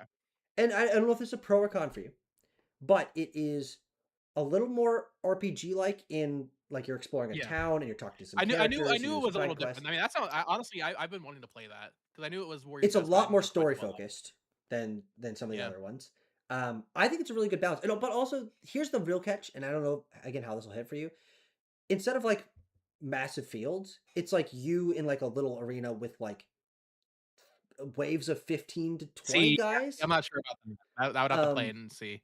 yeah, I think it's But cool. I think it's different. It uses basically the same mechanics. You've got kind of a tag team thing. Bo, and this is a good thing for you. It's very Xenoblade 2 coded in that mm. you've got a main character and you've got what are ostensibly blades that you can swap out that Okay, that have okay. different movesets. I like it. It's very cool. Great art style. I'm gonna play more of that. But again, but I think it was honestly your passion for Koei Tecmo that was like, I gotta look into this shit. I plan to play some Fatal Frame games this year. Yeah, I want to play Fatal Frame 2 for sure, at least. Yeah, and I That want to remake try looks Neo. awesome. I want to try Neo as well. I have Neo 1 and 2 on PlayStation, so I'm gonna get those. Are Or those play games those. multiplayer in any way? Like From Software kind of has some weird. Let's look up. Probably not.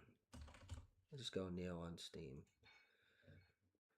I have I'm one with more than PS5. Can we? 51, by the Is way. that? Can we do some stupid co-op with this? Is No, that no, I possible? have it on PS. Online? No, that's what I'm saying. We could play it on. We could Online play it. co. Yeah, it is Wait, PvP and co-op. Can we just, dude? If we can play this game fully co-op, hold on. Is lock the fuck in before Neo 3 comes out. is no Play both of them. most of the Robust campaign with co-op. friends? I love dude. I love seeing the word robust. Wait a minute. Most of Okay, the whole game can be now we're played in cooking. co-op. All right, Resident Evil Mm, 5, okay. Resident Evil 6, You gotta do 5. I need to finish 4. I need to finish 4. Neo, But then Neo 2. okay. Well, shit. Well, here's the thing. We gotta prioritize Neo before Neo 3 comes out because that's coming Yeah, out right before but we're not Metroid. gonna. We don't have Bo. We do not have time to play through Neo and Neo 2 before Neo 3 comes out. You're being pessimistic. It's not gonna happen. It's not gonna fucking happen. Well, especially because I'm probably gonna get coded for Neo 3 in like 2 weeks. So there is that also. That's crazy. But would you play it because you haven't played the other ones? Yeah, I'll at least check it out and do a video. Uh, fucking Travis Tales. I am top We'll, TP. we'll Yeah. see how they hit. Ah, here's one. They could be S. S game. Yeah. I mean, I think that's Wait a second. definitely game of the year potential. Like S Yeah. tier, S game. Holy God, shit! it's announced for September. It's so fucking far away. Fuck you. Next to the Halloween game, dude. Get excited. That's so true. Mortis. We play 3D. Slay Spire 2. That'll be big. Replaced. That'll be an interesting Yeah. one to see. if that hits. Coalition. Oh, Coalition. Yeah. Mm-hmm. Oh, fucking Crimson Halo Desert. Studios. Halo Studios is gonna be a sure, really yeah. interesting one to track where they hit. At level 5, as we mentioned. Yeah, you're right. What's it? Pearl Abyss. Yeah, this could be. Pearl Abyss, that's it. Yeah. This has the potential to be That like. Crimson Desert, Phantom Blade Zero, and Blood of Dawnwalker. That's my trinity of games I don't give a fuck about, but like I Yeah. know are gonna be huge. Yeah, I agree. I think those are gonna all be massive. Yeah, you're mentioning First Light of Remedy. Yeah, of course. Hopefully they're ARS. Tomb Raider. Oh, Crystal true. Dynamics. Yeah, yeah, and Flying Wild Hog. And Yeah, Flying Wild Hog. Yeah. yeah, that'll be. Yeah, I can't wait for that. RGG, of course. Asobo. I don't know. Who the fuck knows? Oh yeah, we'll get to talk about. Yeah. We'll be able to talk about these motherfuckers. CI games. Yeah. Oh, you know what? I was gonna Cool. bring up 1047, the Splitgate devs. They maybe had they might have had a G year. I'm gonna be honest. You know what? It sucks too because I don't know if you played Splitgate, dude. Splitgate. Oh. When Splitgate came out, dude, like that was amazing. Like truly something unique in the space, and then it fell off, and then the Splitgate 2, and then all this shit happened, and then yeah, like it's not even it's rough. Splitgate 2. But It's Splitgate Arena Reloaded now. Well, it was for a second. It was for a second there, but like this is Splitgate 2. Fumbled. This is Arena Reloaded. That's launch, Bo. That's the launch of Arena Reloaded. Yeah, that's so bad. Oh, actually, hold on. I gotta show you this. I saw this today about 1047. Let me find 1047. Oh, what? What's going on with Hyrule? No, this guy. The guy's just saying they haven't said anything. Yeah. They said today. That was like. Show one number one plat. Seems to still make Oh, I did see this. Yeah. That's how you know they're fucking cooked. That's guys. So it's this is an Activision like kind of message, you know. So bad. That's so fucking bad. Where will last flag land? Let's wrap this up. I smell dinner cooking. Wait, Arzest, Bo. What were Arzest land? You're just assuming it's ours. Dude, that's my biggest fucking call I've ever had. It's so obviously Arzest. Wait, but okay, last thing. And it's Koei Tecmo related, so we're both happy here. Okay. Fortune's Weave. Are they involved? And how does that impact their year? I was thinking about that earlier because today. the game I don't think so because the game looks good visually. Oh, interesting. Yeah. Yeah. It looks much closer to Engage to me than. Yeah, no, quality wise, absolutely. Yeah. Yeah. Very interesting. Dude, Three Houses is maybe one of the ugliest Nintendo games ever released. that game looks so bad. Character models are good.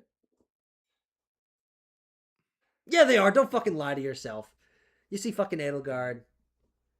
Yeah, you know what I'm talking about. Nah, because they got all that weird like crusty. They look crusty, dude. Like there's like aliasing. Switch 2 edition. I don't like it. I mean, the thing is, like, genuinely, I would be okay with like a full remake of that game. A remake. Just start over. Start over. People would fucking burn the industry down if they did a fucking Three Houses remake. Persona 5 remake. That's equivalent. Yeah, that's equivalent to like Persona 5 remake. All right. See you guys. Bye. This was fun. Bye, guys. No one commented Farewell. once.